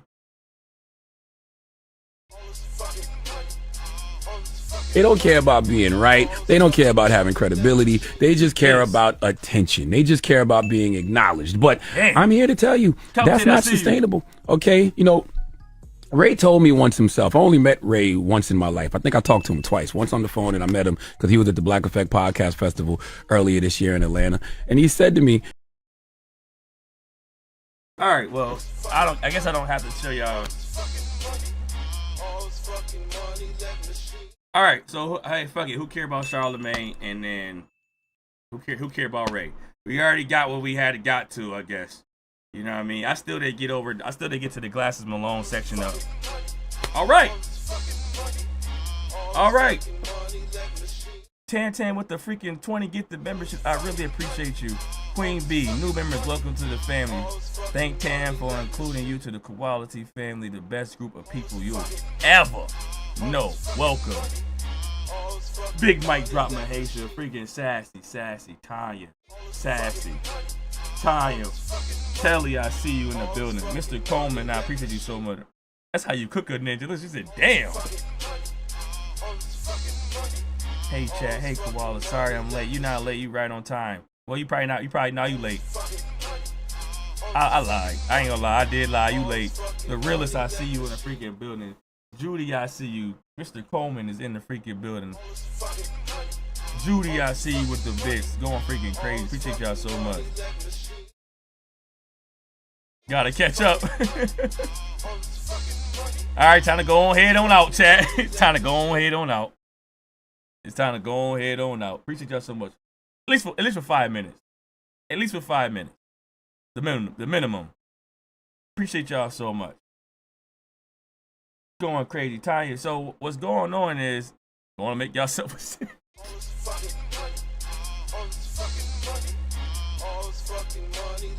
Oh, whenever my girl get back, I'm cutting this off. I'm only doing. I did a. You probably gonna have more quiet lives. The more, if I have neighbors, it's not gonna be more of those freaking craziness lives. So I'm trying to test the things out before I get to the craziness. I'm trying my best to try to make sure I don't scream too much, but not right now because the neighbors ain't gonna probably be here till like October. So who knows? Mahasia, I see you. I wanted to tell y'all something because when it came to freaking academic, y'all going freaking crazy. Tanya, I see you. I see you.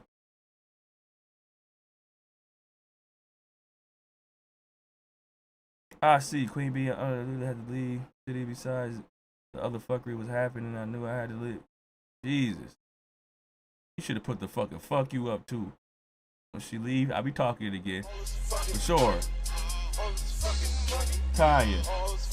Keep the train. Appreciate y'all so much. Thank you so much for the hype train. Appreciate y'all so much.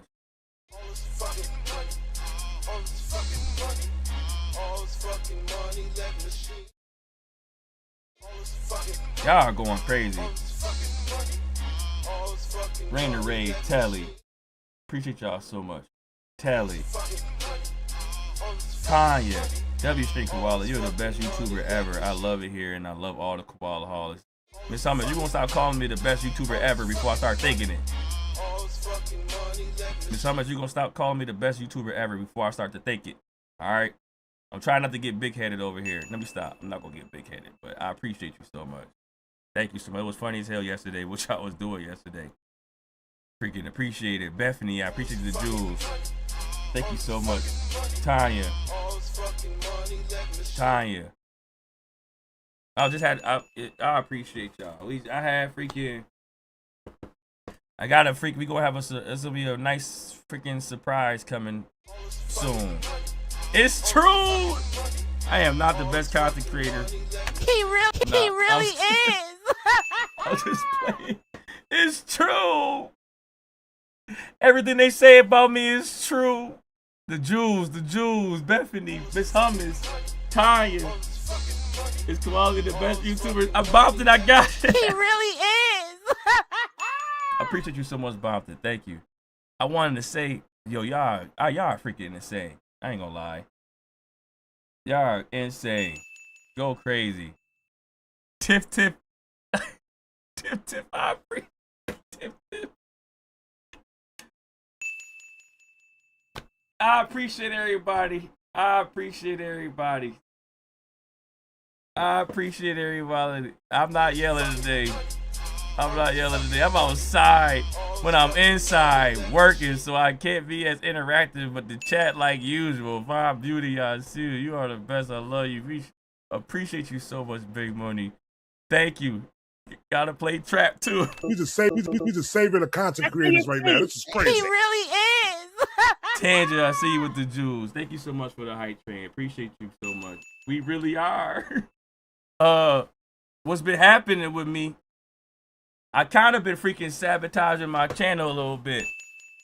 Tanja, I kind of been sabotaging my channel a little bit because I'm talking about other things, which I've been happy to talk about. Y'all are freaking insane. I'm talking about other things. Y'all are really going crazy. Double JP, I see you. Bomb Beauty, I see you. Because I'm not gonna lie, I don't feel like listening to academics. I don't feel like hearing what academics got to say about what's the state of hip hop, or what's the situation with hip hop. And it's like you have to hear. So I love hearing somebody disrespect academics, but I still gotta hear what he has said. Like, okay, the reason why Glasses Malone is speaking on academics, because academics have went out your way. You still gotta do somewhat of your homework to get an understanding on why Glasses Malone is going off, or why Rob Markman is going off, or why Wayno is going off. It's like I just don't. Y'all are freaking insane. So my freaking, I've been just bored. Okay, how the channel started? High five. We appreciate you so much, sir. I appreciate you so much. How the channel started? I used to tell you how I had to find my information because I didn't have TikTok or Twitter. I used to be like, yo, what's happening, Kendrick? I used to type in Google. Y'all going crazy. Appreciate y'all so much for the bits. This K, appreciate you so much for the bits. My husband confiscated my CC. Oh my god. I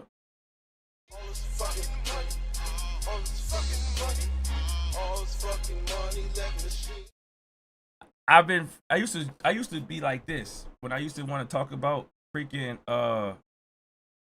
hip hop shit, and you know, like if you want to talk about some hip hop shit and you want to get views, I used to be like, all right, what DJ Akademiks news, or Drake news, or Kendrick Lamar news.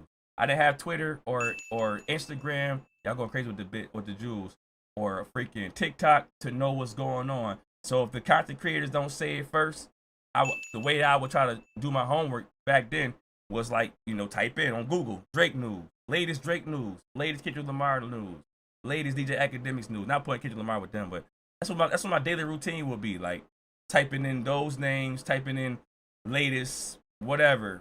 Who was somebody I used to type in? J. Cole news. I used to do that to try to find something to talk about, right? And as I kept on, going on and going on, shit to me been getting a little tedious, where it's like, I don't mind talking about Kendrick, but as far as keep on mentioning, trying to find out the latest news on Drake, because I could have been talked about Drake and what's going on with the stake thing. I could talk about Drake paying the women $1 million. I didn't talk about that shit. Drake did something else recently. I had a lot of things to talk about, and I could have made some good Drake content. I just don't watch those videos I don't freaking religiously watch those videos like I used to, or religiously look up Drake content like I used to. And I've been sabotaging my channel this month. Like how crazy last month was. I kind of been sabotaging my channel, and I want to tell you like what I meant about it. Just in case I do get annoyed with, what's happening with, trying to be consistent. And that means trying to listen to other people that I don't feel like listening to right now. I've been doing other things. I did hear the We Outside drop soundboard. I did hear it. The camera got rid of Drake. That shit was hilarious. I said that, for my freaking, the pop out. I got bored of searching Drake, Akademiks, Joe Budden or something. I don't know who else I would search. I just got bored searching those people. And yes, everywhere I look, I'm consistently seeing something talk about Drake or DJ Akademiks. So, but it's been getting tedious to me. So what I've been doing, I've been sabotaging my channel a little bit on purpose, because same way I felt about how if I go on my way to talk about Lupe Fiasco, then my freaking channel gets sabotaged because I don't get no views talking about Lupe. But I wanted to do things where my channel, I'm going through like a rebuild, kind of, not like a complete rebuild. I'm still gonna talk about the crazy topics that happen with hip hop, but I have been going through a rebuild where I'm not trying to make my content based around freaking Drake and Akademiks talking shit. I don't or doing goofy shit because Drake always gonna do goofy shit, and Akademiks is always gonna be the person that's next to the goofy shit. I could have a channel based off about making content off of just me just disrespect or talk about Stevie Knight. All my views of me talking about Stevie Knight does do good views. So I could have a channel where I choose to talk about Stevie Knight and how and debunk his narratives because she switched up crazy, and I could have ways to just have great content about Stevie Knight. And I got great content about DJ Akademiks. I got great content about Drake. I can literally have 8 to freaking 15K worth of content talk about these guys, and I understand I can do that. I have been a little bit bored with them. I just been bored with talking about the weirdos, like the consistent weirdos, and I've been sabotaging my channel where I say I'm going through a rebuild process where if you as a new content creator, I'm going through the phase right now where you can see how my dedication could be. If I consistently go on this path where I'm gonna start reviewing trailers or reviewing Marvel content or reviewing anything that's going on in the world that's like fuck shit, as far as Asmund go, as far as what happened to Nolan Wells, and going out my freaking realm to consistently do these other platform or these other freaking areas of content, I'm going to show you, I could probably show you on my freaking channel the rebuild process of talking about something and then build from there. Because right now you can see I'm only doing 2K. But when I go back to doing hip hop shit, it's 6K. Or if I go back, look at Lil Wayne, 13K. If I go back into doing hip hop shit, well, that one was crazy to set the MCU right here.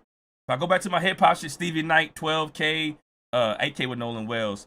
Freaking, this is not supposed to be a lie, but this is 6K over here. You can see the difference of what I've been doing right now as far as doing 1K views compared to me saying, I can always do 6,000, 8,000, 10,000, 15,000 if I stay stuck in this hip hop space, just dissing Drake, Akademiks, Stevie Knight, and J. Cole or Lil Wayne. I can consistently do that, which I still probably will. I'm not saying I won't. I'm just saying that I'm going through a rebuild process, like how I'm making my channel kind of rebuild, where I'm starting from the bottom to go out and say, hey, this is a trailer right here that y'all probably didn't, that I don't do trailers, but I did 1,000 views from this trailer. If I consistently build an audience of just watching trailers, I can show you how to build your channel off of consistency of just being a trailer watcher, a trailer reactor, or a freaking, or somebody that want to, talk about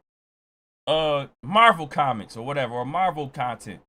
So I'm basically trying to say that I'm trying to make my platform more, diverse, a little more diversity, where if I feel like the content for me in hip hop spaces is dry, where I don't want to keep on talking about Drake and Kendrick Lamar, or not Kendrick Lamar, but Drake and freaking DJ Akademiks, and I feel like, if there's no freaking music that I want to freaking talk about, then I'm going to freaking just go into a trailer bag, a Marvel's bag, talk about other shit around the world that's going on, getting that type of bag and not going to the BTS bag. And I was like, y'all are going crazy with the fucking bits. And I appreciate y'all for the freaking jewels. It is 25K on Dunes. It is going freaking crazy. I've been enjoying the trailers, and I could do movie reviews. I could do movie reactions. I could tell you how I felt about a movie. I could tell you how I felt about a TV show or a trailer or all these things. Where appreciate the freaking the bits. Where I'm fine with making less this month to try to not try to, because I will, to venture off and expand my channel. Whereas I don't have to dedicate myself to freaking Drake, Akademiks, Kendrick Lamar, and freaking J. Cole, and I'm gonna say that for what I have built for my space. This is not the same thing as anybody else on how their channels are. I do feel like we do go out our way to talk about other things like Stevie Knight. We talked about Stevie Knight, and we talked about Flacco. I have not been consistent with the freaking Drake, the Drake content, and Akademiks. Because if I put Drake and Akademiks in my title, I will give you 100% will. But I just don't. I'm having a little bit more fun reacting to freaking movies or movie trailers and freaking Marvel content. So we'll see what happens. I want to see how I can show you how to rebuild your channel or start from scratch, and then as long as you stay consistent, you'll be able to get a solid following and more, and more supporters of the in different genres to come over here and go crazy from there. But yeah, I'm sick of Akademiks. Slay Queen, I see you. Appreciate you so much. Don't matter what you talk about. Kate Anderson, don't matter what you talk about. Go crazy. Appreciate you so much. Miss Cookies, I see you. Tanisha, I see you. Think of Josh. He just makes things funny about the state of affairs. Let God lead you. Go crazy. I need the Spider-Man brand new day review. For sure. That's all the things I want to talk about too. And I still love going crazy in hip hop. Don't get me wrong. I still love making fun of game. Y'all going crazy.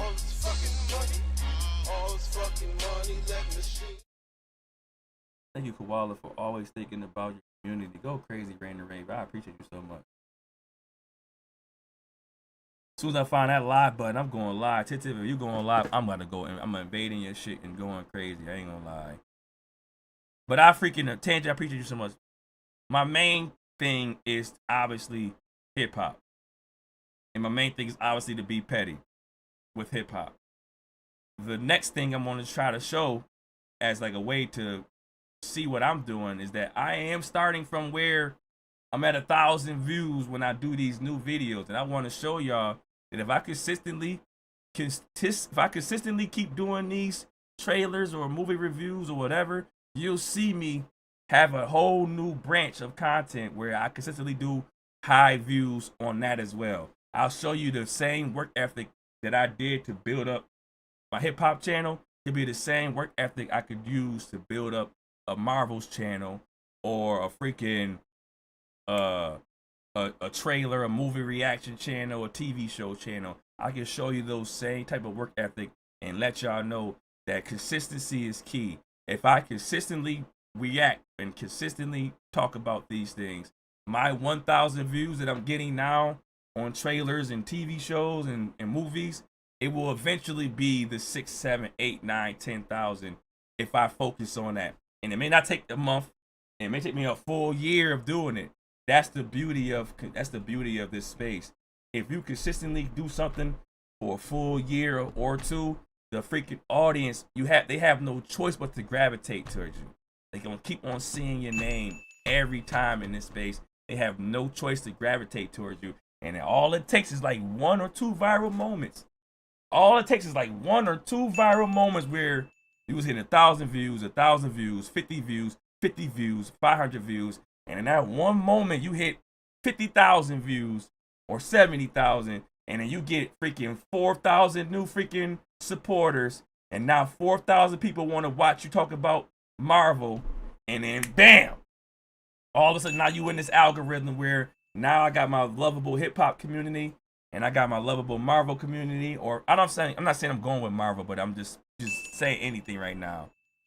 But Betsy love to take on some of the fuckery that's out here and with the administration and how it impacts all of us. You bring a necessary level of empathy and different perspective. Go crazy, Mawazo. Thank you so much. Appreciate you so much.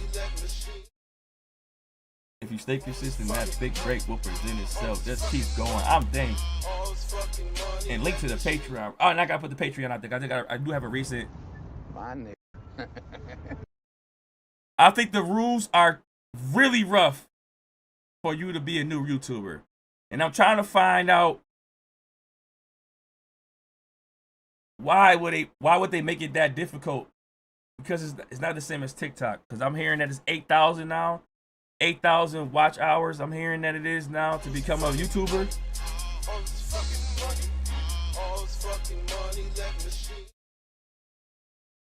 Shout out to that freaking paid chat reel. Go crazy, K. Anderson. Sassy James is basically going crazy. I'm hearing that's 8,000 watch hours, which it is a lot for 8,000 watch hours. I got lucky. I went viral When I wanted my watch hours, I got lucky and I went viral during the time I wanted my watch hours, and then one video cleared all my watch hours. I didn't even know you could do $12. You showed me with your story and transparency. I think going in this direction will elevate you. Tanisha, thank you so much. I appreciate you so much. Any updates on the TikTok?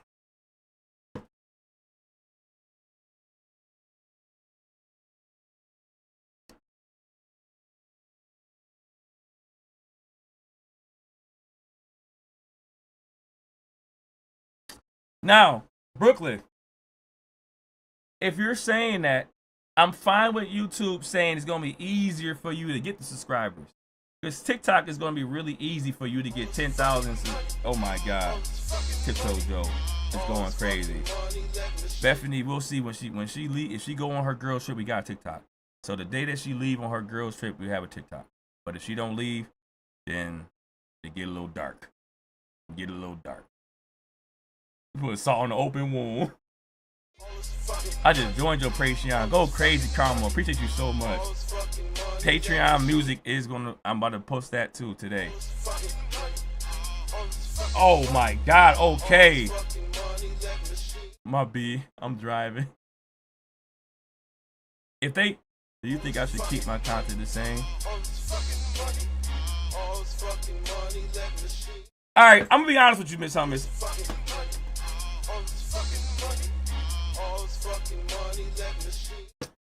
I'm gonna be honest with you, Miss Hummus. Want me to be honest? You want me to be honest right here? You ready for it right here? I'll wait.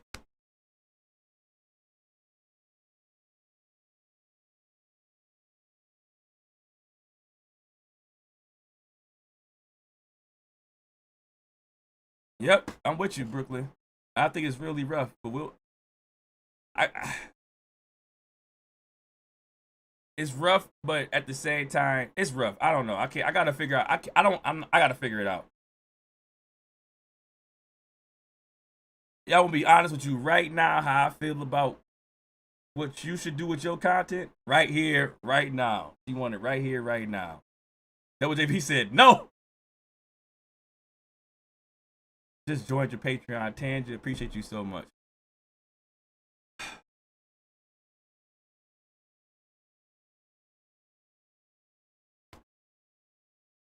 All right, first I want to say that I appreciate the way that your mind works. Your mind works in a way where you're like, hey, I want to talk about everything that's going on with the world, and I want to get my freaking point across that way.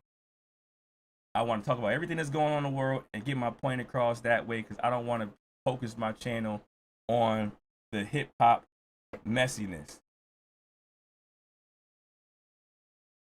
What I'm gonna say is I'm sick of the plants doing what we should have been doing. The plants freaking decide that they want to freaking infiltrate, and then when they finally make it, they are able to freaking tell us whatever they want to tell us. It's too late to change the narrative, right? So when the plants go in here and invade YouTube and they invade the culture and they take everything, and then now they freaking develop a freaking strong following, they are now like, I'm invincible. Y'all too late. Y'all wasn't able to catch up. I already caught y'all off guard, right? I'm invincible now.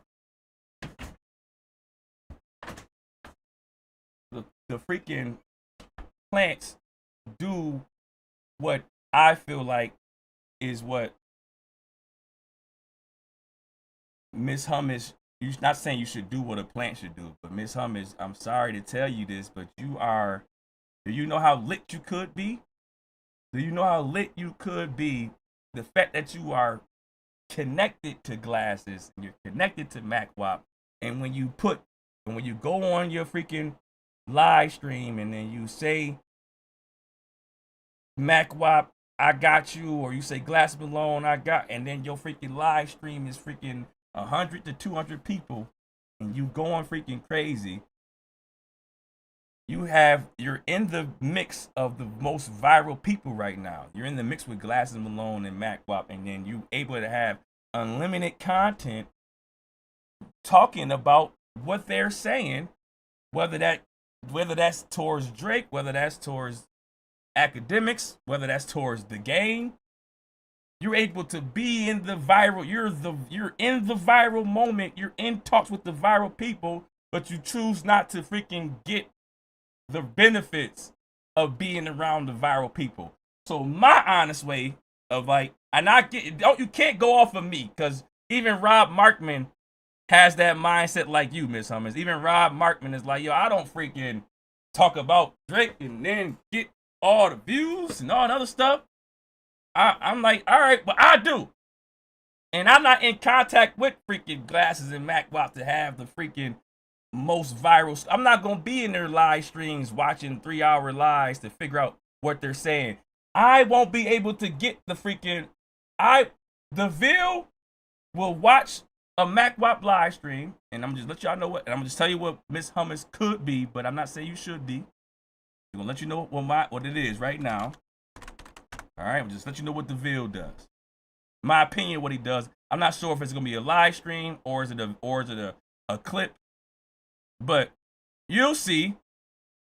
The game dropping a diss track, whatever it is. The game, this is Kendrick Lamar TVD affiliate, 19,000 views. The game backs down from Kendrick Lamar, 34,000 views. This is the game, and the Top Dog is I don't have the freaking. I don't be in the freaking lives. I don't be in Glasses Malone lives. I don't be in Mac Wop lives. I don't be in freaking the Third Verse lives, right? A lot of y'all be telling me, yo, this dude freaking Stat Quo has said this shit a week ago. I'm surprised that none of y'all picked up on what Stat Quo said a week ago on his live stream, because the Third Verse didn't drop it till a week later, and then we finally caught wind of it. So imagine how late that we are to catch up to the news, but somebody like the Ville, who's probably watching the live stream, he like, oh shit, Mac Wop just said that gang gave out a white flag. And then here go the Ville, getting the benefit of being the first person I saw. The first person that I saw talk about Mac Wop in the white flag was Game in the white flag. He hit 34,000 views. He was the first person that I saw talk about it, right? And I'm gonna say the first person that many people saw talk about it, because he probably saw it in the live stream first and then decided to go hit the freaking record button and talk about it, put it on his platform, and he's the first guy or he's the second guy, and then he blows up. A lot of y'all be in content heaven, and I don't be there. I don't have the time to watch a 5-hour live or 3-hour live. A lot of y'all, especially somebody with a platform like a Miss Hummus, be in content heaven. A lot of you mods who can freaking start your channel right now be in content heaven. I didn't have that for me. Y'all wasting my damn time.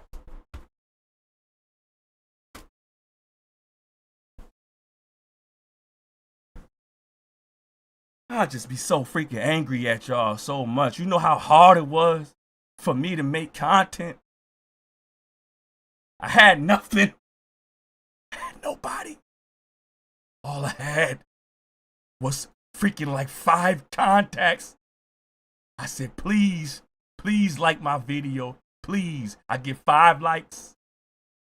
Every like 7 people I send it to, every 5 likes. I know it's 2 motherfuckers that didn't like my shit. I didn't have the opportunity to just be in the lives and have limitless content. Limitless. Mac Wop was talking about the Diddy thong pop out. I was not in the live to find that out.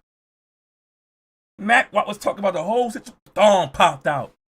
Imagine y'all freaking having Mac Wop and Glasses Malone is giving y'all gold content, and y'all mods who can have a channel to just press the record button, show a clip of what Mac Wop said before the Clippers get to it. Remind you, I don't see where Akademiks is at right now. Akademiks is not, I'm not popping no more for Akademiks.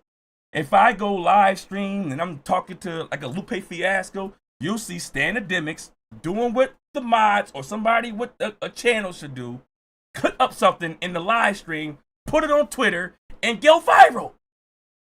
Stand individual, come in here, clip something up, go viral. And I'm looking at everybody out here that's literally in the lives that I don't have the time to be in, that can clip up anything from Mac Wop or freaking Glass and Malone or freaking from the third verse or whatever you want to find your content at. You can clip up anything when you find out it's some actual intel behind the scenes that nobody knows about, whether it's back on Fig or whatever y'all live stream y'all in on. It's some intel behind the scenes that the mods know or the chat knows, and then y'all have channels. You could be the first person to post it, or the second, or the third, or the fifth. Not the 20th, not the 30th, like me.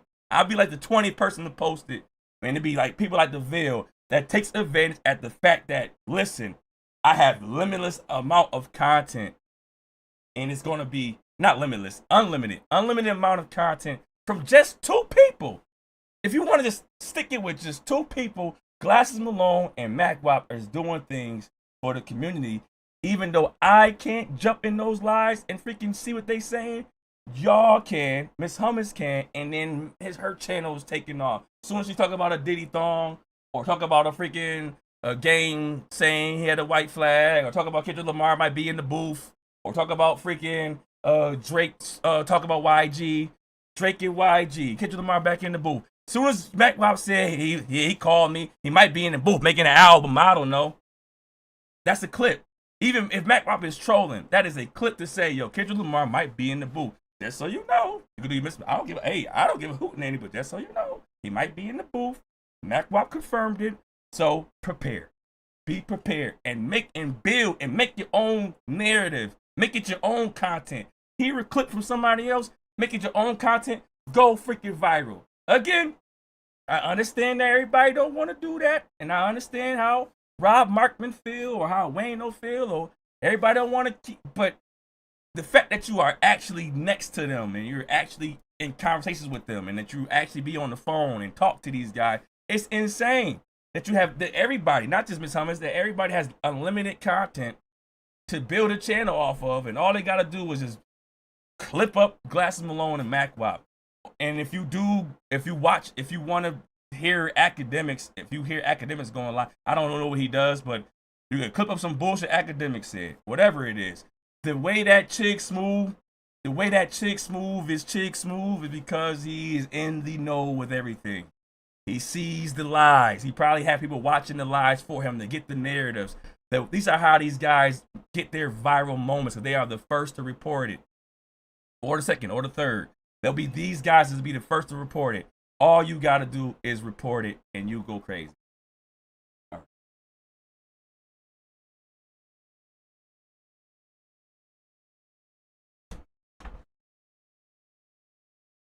I'm just sniper, no sniper. I just want to freaking right. But that's what I also want to say. If you feel like it's gonna tear you down, don't compromise yourself because you feel like it's going against all your beliefs. If you feel like all your beliefs is out the window and it's gonna tear you down to do it, then don't do it. But I will say this. Your voice will be a lot more heard if you wanted to do what the Floccos are doing. Thank you so much. Do what Flocko was doing. He built this platform, and I'm sorry to say this, weird. He built this platform freaking leeching off of somebody else's culture, and then now he has a bigger voice. So if you want to spin your narrative around to freaking talk about the important things, build your audience, build the people that love you, and then take that same audience with you. After you builded it up, after you already freaking, all right, I done got a real solid supportive community. Now I want to talk about the freaking important things outside of this.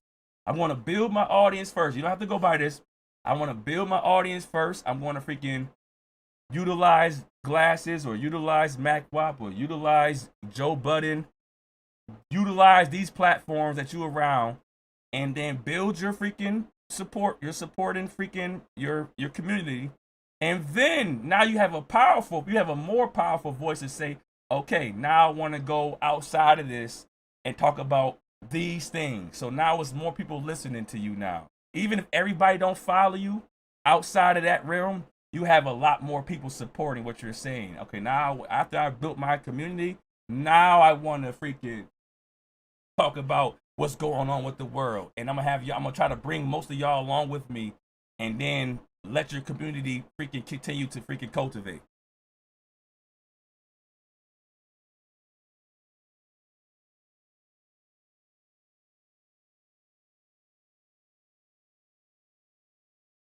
I don't want to say what the thing about what I'm saying what Flacco does. I'm gonna let y'all know that I'm not saying be a fucking weirdo player. I'm saying that he did do a tactic that's kind of messed up, that he freaking infiltrated like that. DCICU.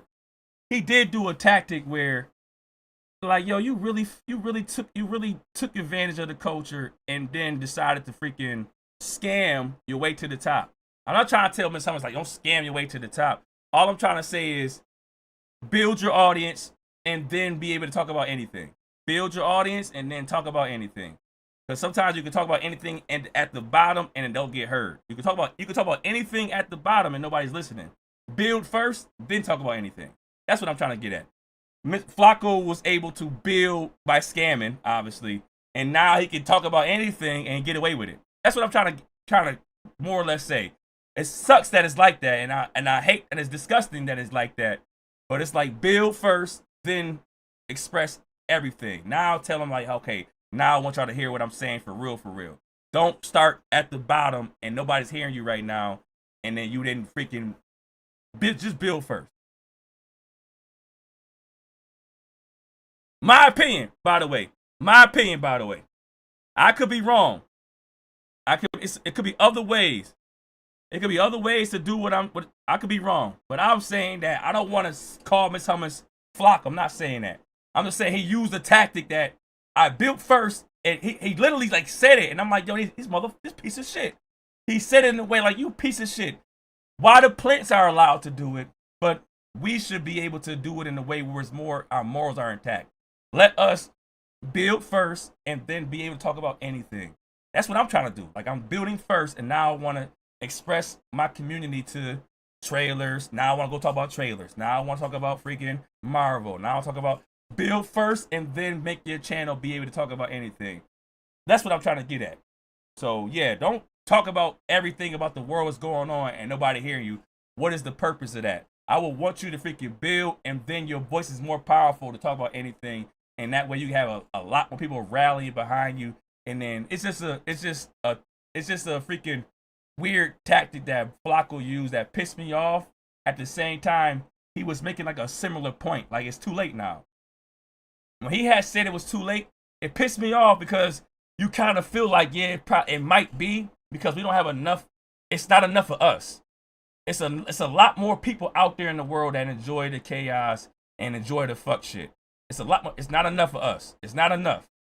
So, but the plants benefit from it. The plants will benefit from it not being enough for us to try to stop him. That being said, we should be able to have our moral integrity intact to build first and then be as powerful as them to debunk their theories. Like, hey, I have a solid platform now because I built my community from scratch to go against you and freaking put you under the dirt. And now you want to make videos about me, say you want to sue me because my name is so powerful. My name ain't that powerful. You don't care about my name right now because I only got 5,000 subs. But when I build my community up and I'm able to freaking have a louder voice, now when I talk about Flacco, now you want to sue me.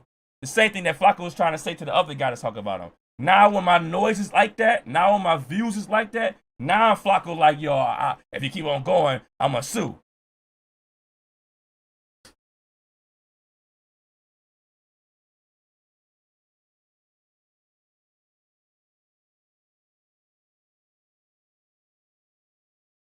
Right, we should have ticker detect when we drag them all over the place. I see y'all. That's all I had to do. That's the only game I wanted to give out. I don't have the luxury to freaking, I'm seeing that content is coming easy right now. How about that? Content is coming easy. Do I have to show y'all proof? Do I have to show y'all proof of somebody that understands how to take advantage of moments where you feel like, yo, if I stay in the know, it so happened, how to say, it's not what you know, it's who you know. Well, Miss Hummus and everybody in the live chats, y'all got the what you know and your who you know. Y'all got both. It's not what you know, it's who you know. Well, if who you know gives you what you know, then you make this. If Mac Wop is the who you know, and then he gives you the gang gave a white flag, that is now the what you know. You got the who you know to give you the what you know to make you viral like this. Every constant game. Look at him. Look at DeVille. Game. 28K, 17K, 19K, 12K, 34K. Top Dog exposes why Kendrick Lamar distanced himself from game. That was late. We all were late. We all were late to this topic. The only reason why we started talking about it because Justin Hunt made a shorter video. But if you was watching the live, which was like days ago, you could have been before DeVille. You'd have been the first page to talk about Top Dog. That would have been crazy to hear Top Dog saying Kendrick Lamar, why Kendrick Lamar. That's crazy. So it so happened that y'all are on the phone, talking to Mac Wop, talking to Glasses, going back and forth, arguing in the chat, giving y'all perspectives, actually in the know. Y'all are in the know and y'all know who. Y'all got the what you know and the who you know, and y'all don't want to go viral. It's all right. I'm done.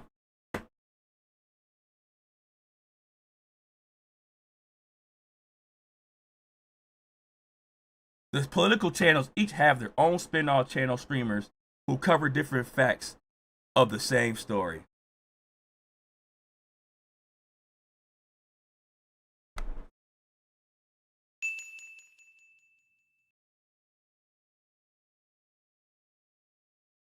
Shut the fuck up, Cousin B.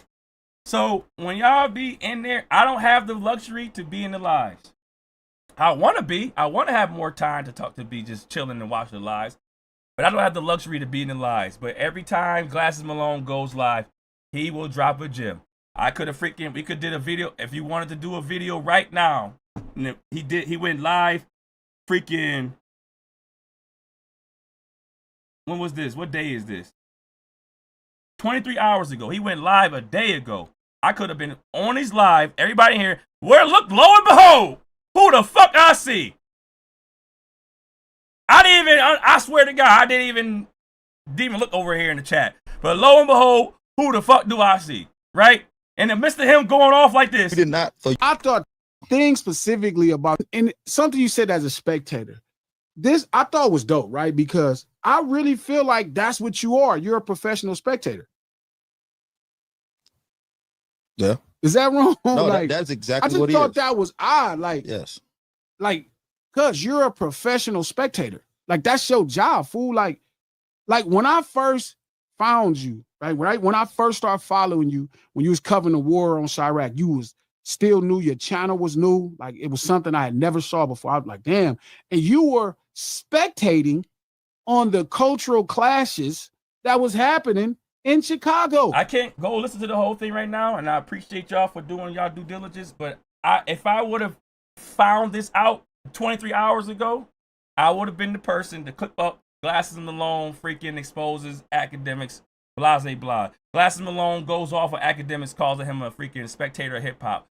Glasses Malone goes it all saying that Akademiks is not a part of hip-hop, or goes off on Drake, goes off on Gay, whatever. I would have been able to find multiple. I guarantee you I could find freaking 3 or 4 videos in this 2 hours before I even, and that's every Glasses Malone freaking live. That's Glasses Malone lives, that's Mac Wop lives, that's every single live. I guarantee you I could just be in the chat and then just find any narrative. As soon as Glasses Malone say, Akademiks, you are a spectator, or Drake, y'all are not a part of hip-hop, y'all are participants of hip-hop, you don't see me going over there and trying to act Jewish, Y'all be, you know how to be Jewish. You would disrespect me for trying to be, you know? You don't see, you got more money than me. That's it. You got that. As soon as you see Glasses Malone talking like that, you could make a narrative. Yo, Glasses Malone is saying that Drake and Akademiks is not a part of the culture. Or boom, boom, boom, boom. And then make your little title and then freaking have a quick clip, a clip of Glasses Malone going off, and then you talking about that, and then endless content. Endless content every Monday, Wednesday, Friday. Glasses Malone make endless content.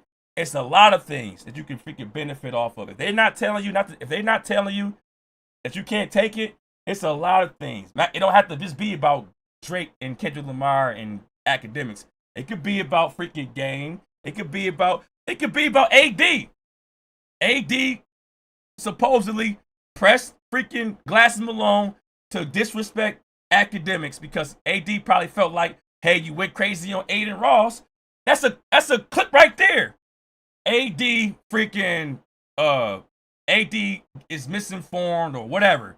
He thinks that Aiden Ross and Akademiks is the same thing. And as a freaking a black woman or a woman, as you can say, yo, you know what? You're wrong, AD. That's not the same thing as what Glasses Malone did with Aiden Ross when he had called Doechii a bitch. You could have had another smaller video about that situation that had nothing to do with Kendrick Lamar, Drake, and Akademiks. It could have been, hey, AD, you're wrong for thinking Glasses Malone got to speak up on Akademiks over Aiden Ross situation. You could have a whole bunch of content you can make off of freaking simple conversation that Glasses Malone and freaking Mac is having right now. My bad. No problem at all. No problem at all. Somebody got bad.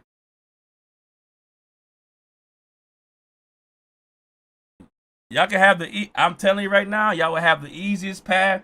You gotta, and that's another thing why you gotta salute. Like, these are freaking, y'all, I hope y'all know this. These are rappers, these are DJs, these are executives. These are guys that's actually relaying freaking valuable information that nobody else knows. That y'all just be sitting there having a good old time. Everybody be sitting there. Oh yeah, Glasses Malone going crazy. Oh yeah, Mac Bop going crazy. Peace, love, hugs. Love, love, love, hugs. These are like actual, this is powerful information that nobody else heard of until they say it. And y'all be like, peace, love, love, love. I love everybody. Oh my God, Rigo, I love you. Everybody in the chat just show how much they love each other. I mean, if I could be, man, man.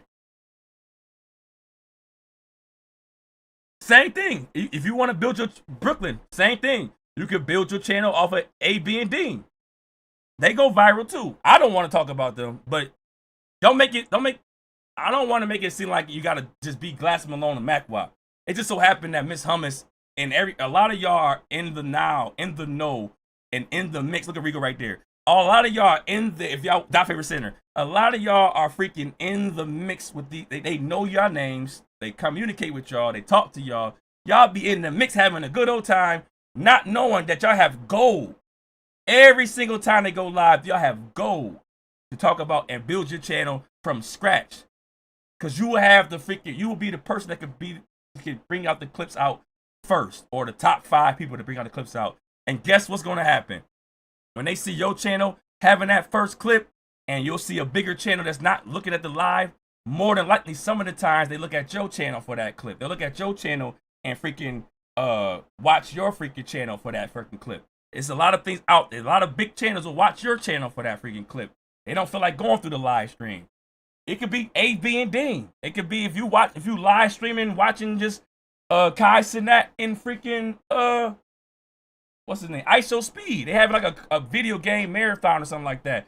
You can build your channel by freaking being in these live streams and being the first to drop. These clippers are out here just doing the work. They clipping up shit and building their channel off of it. That's exactly what Kick is. Kick freaking promotes clipping. They want you to be a clipper, grab a clip and promote it, and you'll get paid for that on Kick. But it's like all around. If you freaking in these live streams, it's gold. Whether it's A, B, and Dean, whether it's freaking Mac Wop, whether it's Glasses Malone, whatever space you in, it's ISO Speed, Kai Cenat, DJ Akademiks, whatever space you in, whether you on Akademiks side, whether you on Drake side, whether you on freaking Kendrick side, whether you on freaking streamer side, whatever space you in, if these live streams are gold, because you're only gonna find these clips in the live stream. When you see freaking hip hop medias speaking on these things, they get it from Glasses Malone. They get it from MacWap. How many times I have searched on freaking Google and I know the source is coming from MacWap or Glasses Malone or freaking Back on Fig. It be people that we watch on a daily that you will allow freaking, what's it, HHSB or something. I forgot, not what's the fucking, not freaking S, what's the other, is it SB? Whatever that freaking platform is. They will all it's a hip hop media platform that'll freaking grab clips from Akademiks, from freaking Glasses, from freaking MacWap, and they'll be on their platform and they'll be out there delivering the news. It just so happened that y'all be in the same space and y'all get the news first. But y'all do not take advantage of it because y'all want to be happy as hell hugging each other in these golden lives.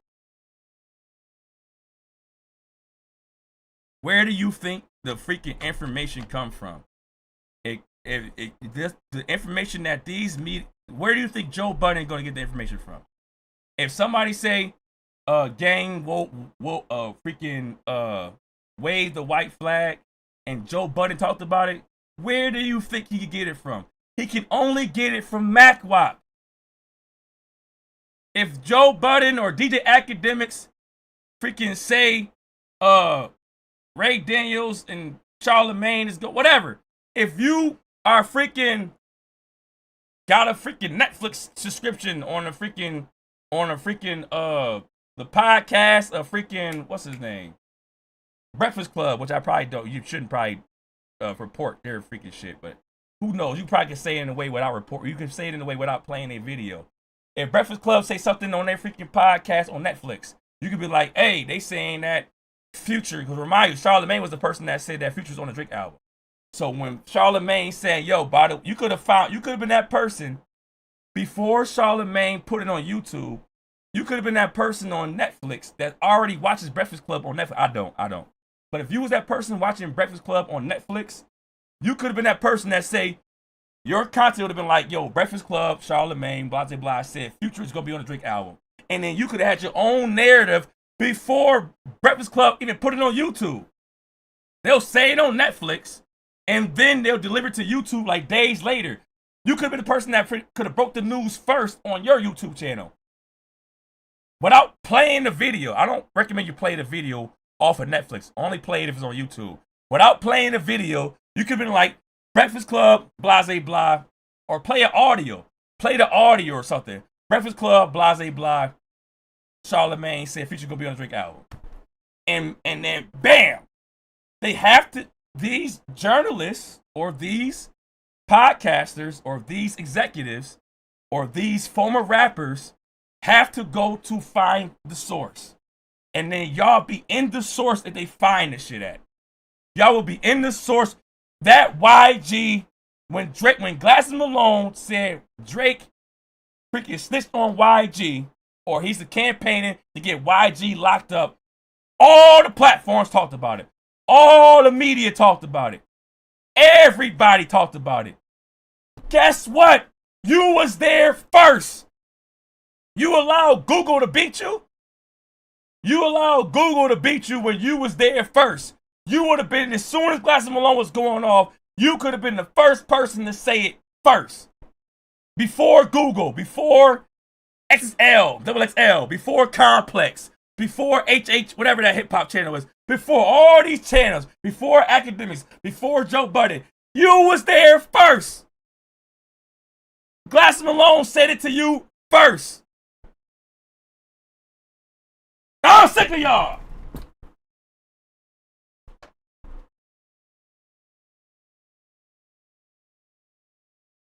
What do I do? How do I build my channel? How do I build my channel?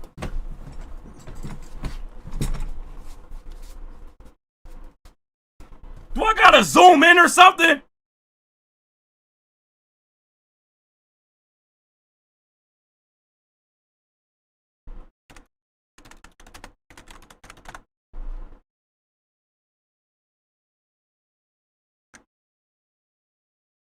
How do I build my channel? How do I build my channel? What do I do? How do I build my channel? Walking gold. Literally going live Monday, Wednesday, Friday, gold. What do I do? What do I do? Build your channel first and then branch off. Build your community first and then you have more of a powerful voice. Build, then branch. Build, then branch. Let it build, and while it's building like a fucking tree, while it's building, let it branch off. Then you're able to freaking then you're able to be more diverse. You have more of a powerful voice. How do you build your channel? Everybody in the hip hop space right now has pure gold. Glass Malone and Mac. Hold on, I'm gonna bring up Mac Wop too. Hold on, I don't have the luxury to do it, but hey, come on in. You can get a snack and go outside if you want to go play outside.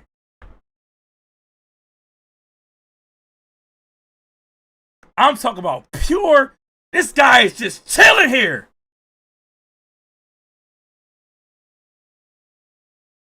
This guy is just chilling here. And he's just letting you have beautiful content. For free.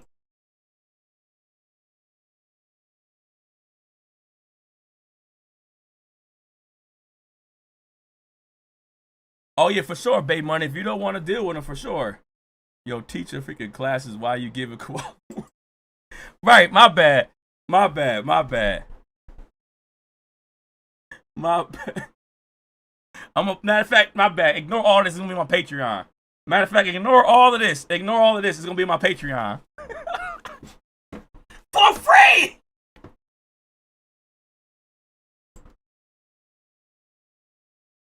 The real Slay Queen.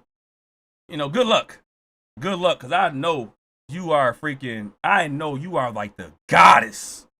You are way beyond what I had, what I was. You are a goddess in your space. So good luck. I'm gonna take your advice and send you the clip on Discord so you can also be one of the first to see it. Go crazy, Miss Hubbard. Appreciate you so much. $29.95. On the other hand, everybody not trying to be first. For sure. You only gotta be first though. You could be 10th. It would be better than being 20th. I'm like 20th all the time. Tip. Streaming University. That y'all could have did a whole bunch of content off of Streaming University if y'all wanted to. If y'all want to watch all that recordings, y'all could have found out mad shit. DDG this, freaking, what's the other dude name is? Mr. Queen, whatever his name is. Mr. Queen, I don't like him, but Queen, and y'all could have had, if y'all wanted to be in the Streaming University package. Limitless, beautiful, golden content. Golden. Wait to not gatekeep the game and share the info. For sure. For sure. I'm only saying it because the content is different when the video's already posted. Let's say somebody posts a video and then you react to the video. Everybody's gonna see that video. Everybody's gonna get a piece of the pie with the video. So that's different. That's everybody does that. We all go around reacting to videos. The difference in live streams are they're happening in that very moment. So you have the best opportunity in the world to be top 5 people to put out the content for content creators like me to piggyback off of. I'll see the video say something and I'm like, oh my God, I gotta freaking piggyback off of, it'll be content creators like me that can't get there the 1st or 5th or 10th, and I'll find somebody else content and watch their shit. And what happens is you have an umbrella effect. You were the first to freaking post it, or top 5, the first 5 people to post it, and then all you see is a whole bunch of social media platforms freaking looking at your video. Even if they don't freaking choose to react to your video, you still got that view. You still got that view, that notoriety, and then they decided to do their own there. That's what we all do the same thing, where we'll find a similar source and then we all decide to make our own content, but we know where we got it from. Videos is already made. I'm saving it for the Patreon. Videos is already made. We all gonna get a piece of the pie. Live streams are different because it's happening in real time right now. So when somebody posts a video, that's different. If MapOp just posts a video up, more than likely somebody like a DeVille already got ahead of the curve because he saw the live stream. So if you see the live stream first, it don't matter if MapOp posted a video after because DeVille already done got the live stream. He already ahead of the curve. So, you know, it is what it is.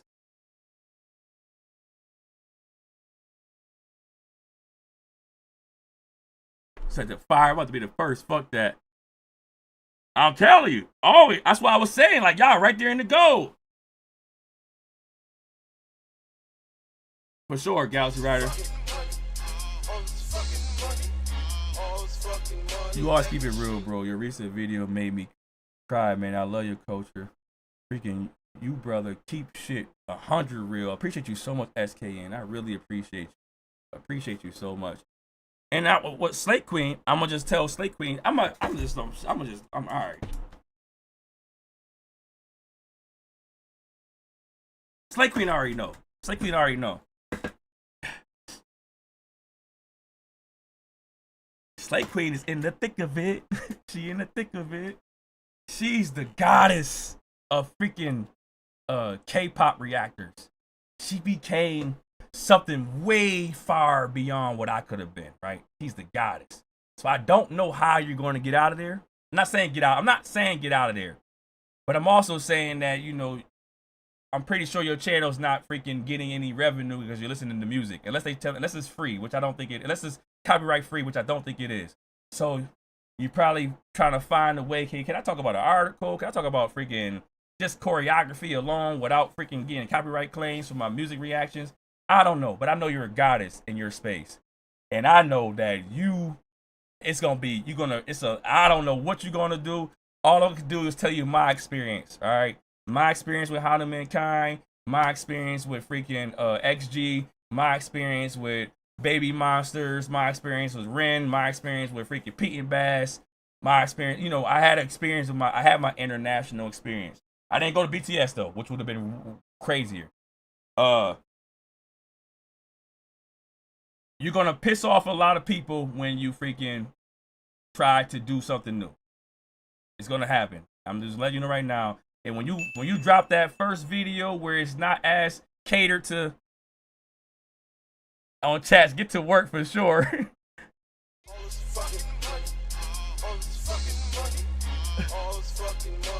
Classes are over. These are stress-free pills to make it. I pissed off people who follow me still. They love me. They say I'm gonna still follow you after you know. But I pissed off a lot of people when I decided to not. When you try to branch off slowly, when you slowly try to branch off, when you make that first video about something different, you're gonna see those messages saying, yeah, but How to Mankind just dropped this. Yeah, but where's your reaction to this? Yeah, but oh, this is cool. I appreciate this so much.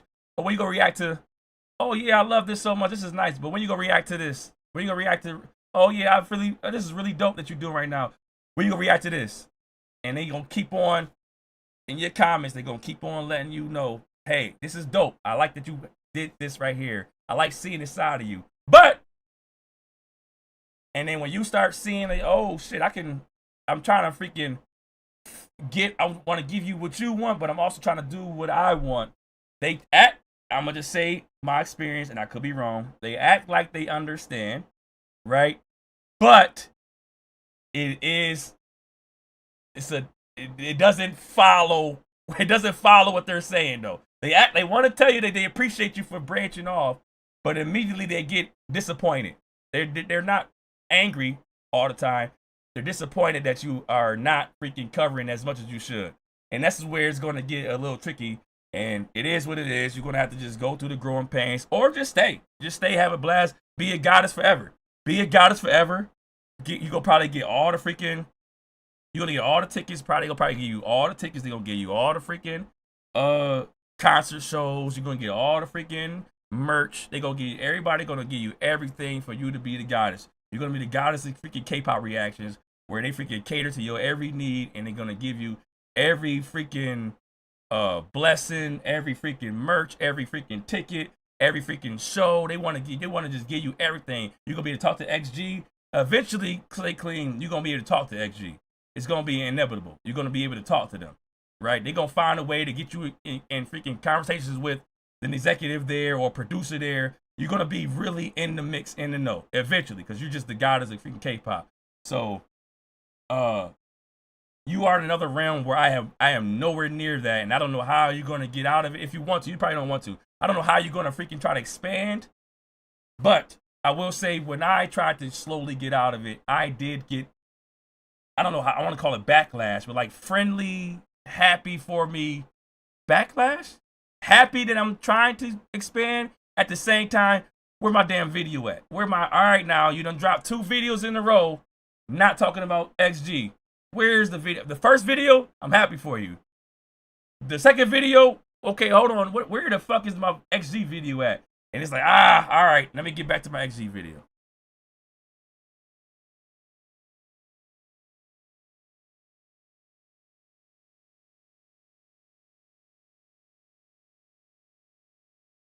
Might put live right now. Let's go. I think he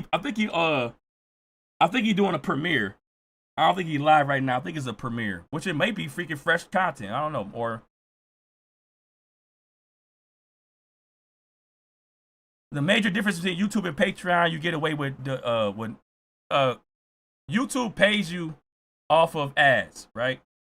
So with YouTube pays you off of ads. That means that you have to have a video that's ad friendly. As far as you can't watch music video, you can watch a music video, but it's gonna be a copyright claim. And a copyright claim is not the same as a copyright strike. A strike means that you did something wrong, and you got 3 strikes and you're out. 1 strike, you get in trouble. That's like and then the second strike, you get a lengthy ban. I think you get like banned for like 2 weeks or something like that. And then your 3rd strike, you lose your channel. But you can have as many copyright claims as possible. You can have many claims as possible without your channel being affected. So, but the thing with claims are that you never get paid. So when you watch a music video or you watch a movie trailer or something like that, not my movie trailers, I don't know what's going on. Let's just stick with music video. When you watch a music video on YouTube, you don't get paid for it because it's a copyright claim. That means all the little ads you get paid off of for putting it in your little freaking commercials, you get paid off of commercials only. You don't get paid off of views. You don't get paid off of whatever. You only get paid off of commercials, right? So if you got 2 ads, let's say you put 2 ads inside 4 minutes. If freaking Shy watches 4 minutes of that of your video, that means you got 2 ad views. You got 2 ad views and you get paid from the ad view.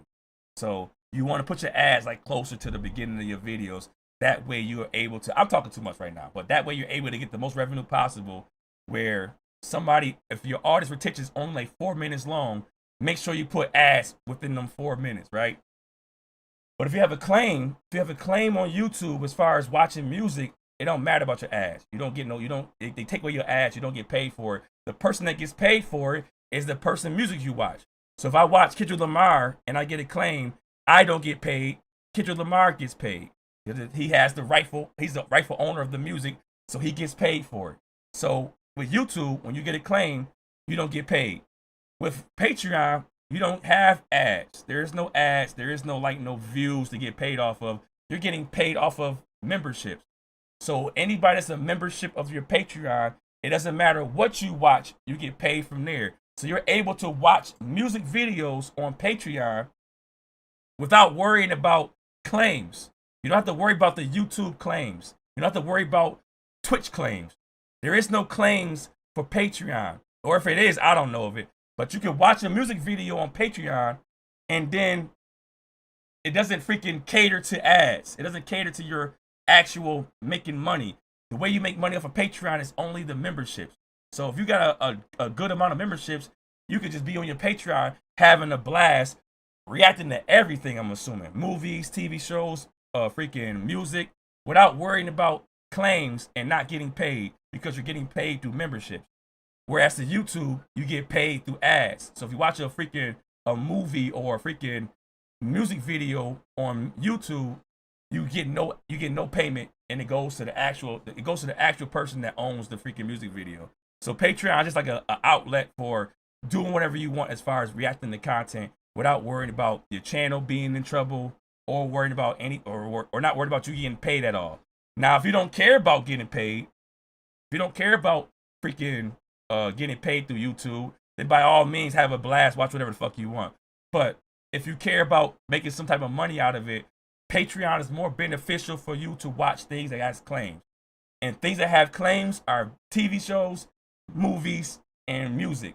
Those are things that have claims. Whereas to YouTube, you don't want to keep focusing on your platform on watching music only because you want to have a revenue. You want to make a revenue. So you want to just do more reacting, whether it's reading articles or reacting to a channel or freaking doing your own IRL, van life. You could do your van content, workout content. You have to make sure that your content on YouTube is like ad friendly. And that means not watching things that's copyright claims. Whereas to freaking, you don't get in trouble, by the way. You do not get in trouble watching music on YouTube as far as claims. If you have a claim, you're not getting in trouble, but you don't get paid.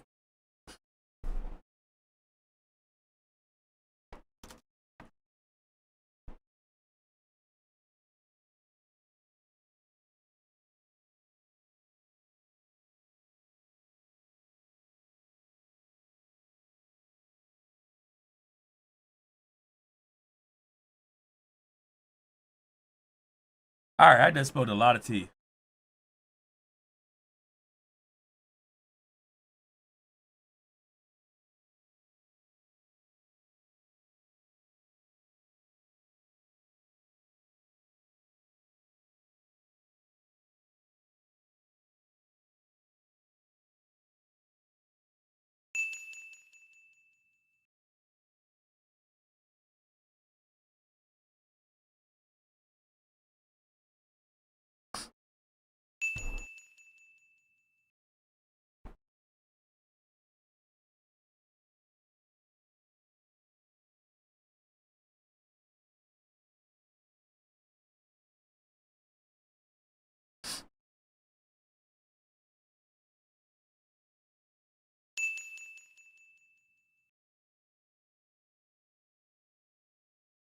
Course 101, I'll buy it.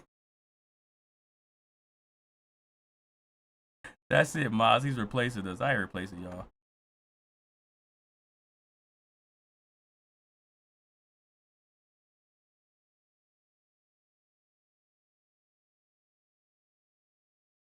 My experience, by the way. My experience.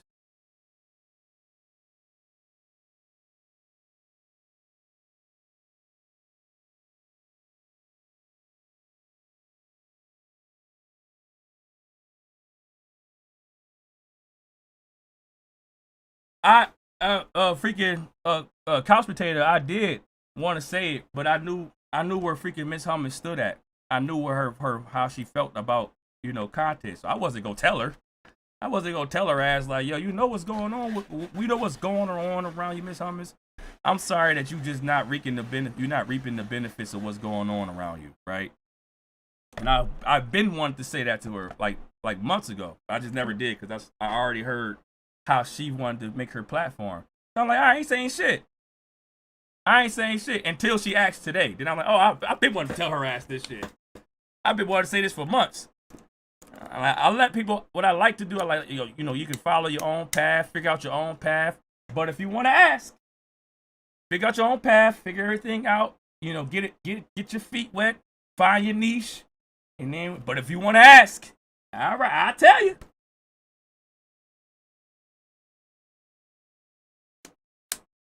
Miss L, I see you.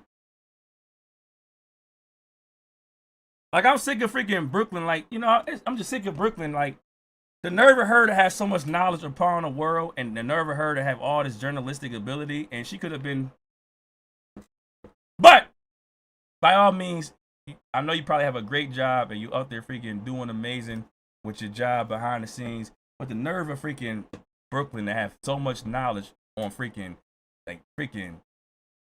geographic knowledge, heritages, being a journalist, having a freaking great speaker, and freaking got the freaking slick mindset of freaking somebody from Brooklyn, knowing how to finesse people. I'm like, man, your channel, man, her channel, man, all right. All right. Freaking Flacco's bullshit 10 PG pamphlet says way less than you just dropped. Freaking at $10.99. When are you joining the culture council? Hopefully on the late nights. Hopefully on the late night when I can catch it. Hopefully. I might just, when y'all in y'all bag, I might just fucking just jump in there and like, I'm here.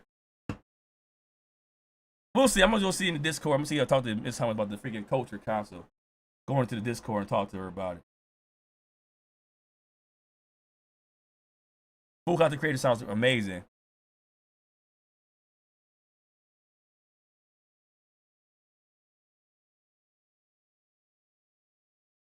Yeah, I wouldn't. That's another thing, Big K. Yeah, don't go to just the Patreon and be like, all right, I made a Patreon. Let's get right. Hell no, don't do that. You would have to build your follow, build then branch.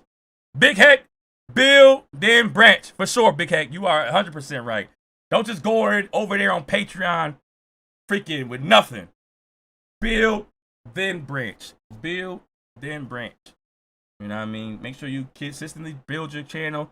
It may take you freaking a year. It may take you 4 months, 2 years. Build, then branch. Low key, some screenshots of my YouTube comments to my job, not realizing I'm the boss. I ain't messing with these. All right, I'm with you. I'm with you. I'm with you. All right, you got it. You the boss. You got it. You got it. You a real one. That's why we rock with. Appreciate you so much. So crazy. Jay Mills, thank you so much. Appreciate you so much. Bomb Beauty. And we talking it all in. We taking it all in. Thank you for not gatekeeping for sure. For sure. I'm not going to be active in the Discord, but I will try to get in there and get up out of there. I will try to get in and get up out of there.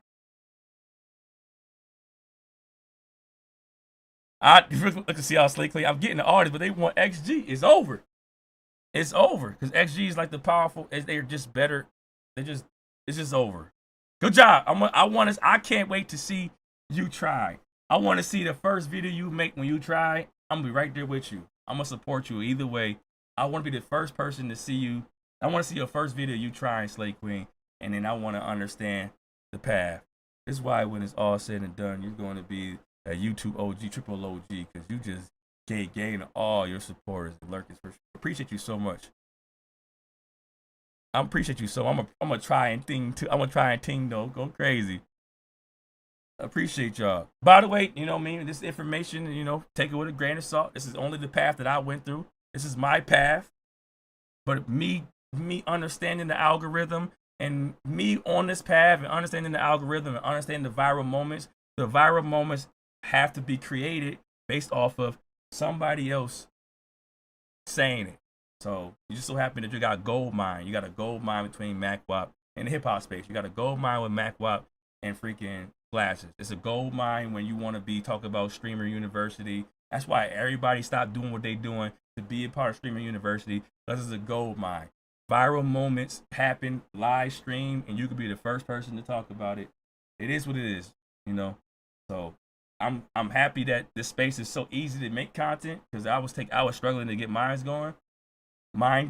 But for everybody else out there that's actually in the touch, James Coleman, I see you. Okay, let me hurry and raid and get up out of here.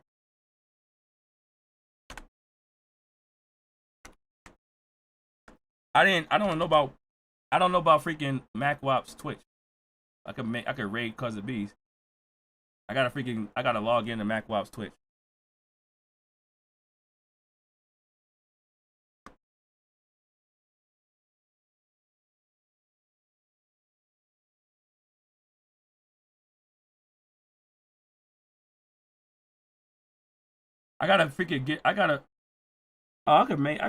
Julian here. Hey man, Cousin B.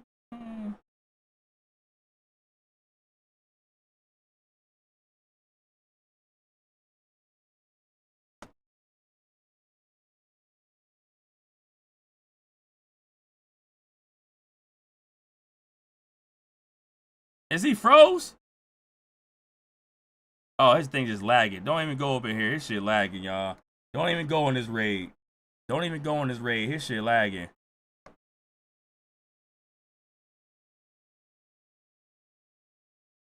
What does Alex say? No, it's why I can't We corporate. Yeah, I with y'all. I know y'all. I with y'all.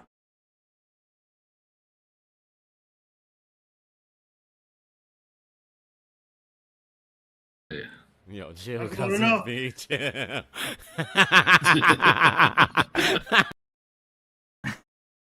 This shit lagging. I can't even freaking enjoy his shit. You can't get no His raids. brother? Nah. Hell nah. James don't owe him shit.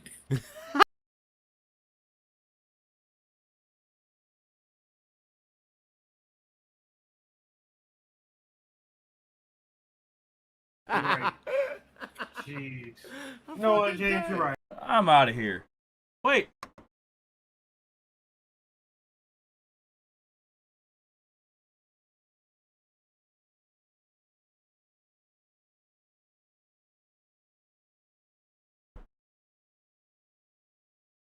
You might as well go another 2 to 3 hours. Ain't nobody out there to raid. No, I gotta cook. Why was it face like that? You made him lag. He just started lagging. I raided him and he lagged. Madness, he just said. I'm about to. Nah, hold on. I got you. Welcome. He just everybody. raided you with like 12 people. You go the Nah, first thing nah, they hear is I'm nah, about nah. to put big booty bitches on. Everybody take a seat. Nah, take it. This man, I done glitched out his damn live. We received the gem to drop today. Appreciate you, Sue. You made him lag. I'm mad he just started skipping like that. Class, hold on. I forget that y'all all out of class. My fault. I know. Like, that, all right, now I know fuck the that. Keep it after-school going. We're special gonna is change coming we're gonna here. change the mood around here. We're gonna change the vibe I around didn't know here. I had that. It's stuck like this. I'm on the way out. I'm done with y'all. I'm on the way out. Thanos Round is in the building, man.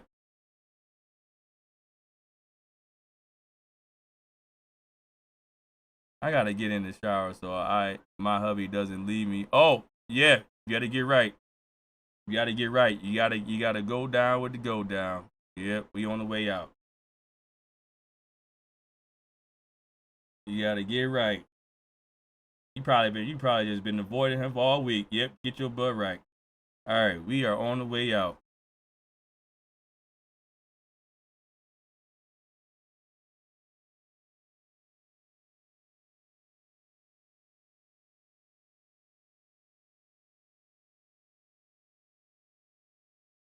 Where is it at?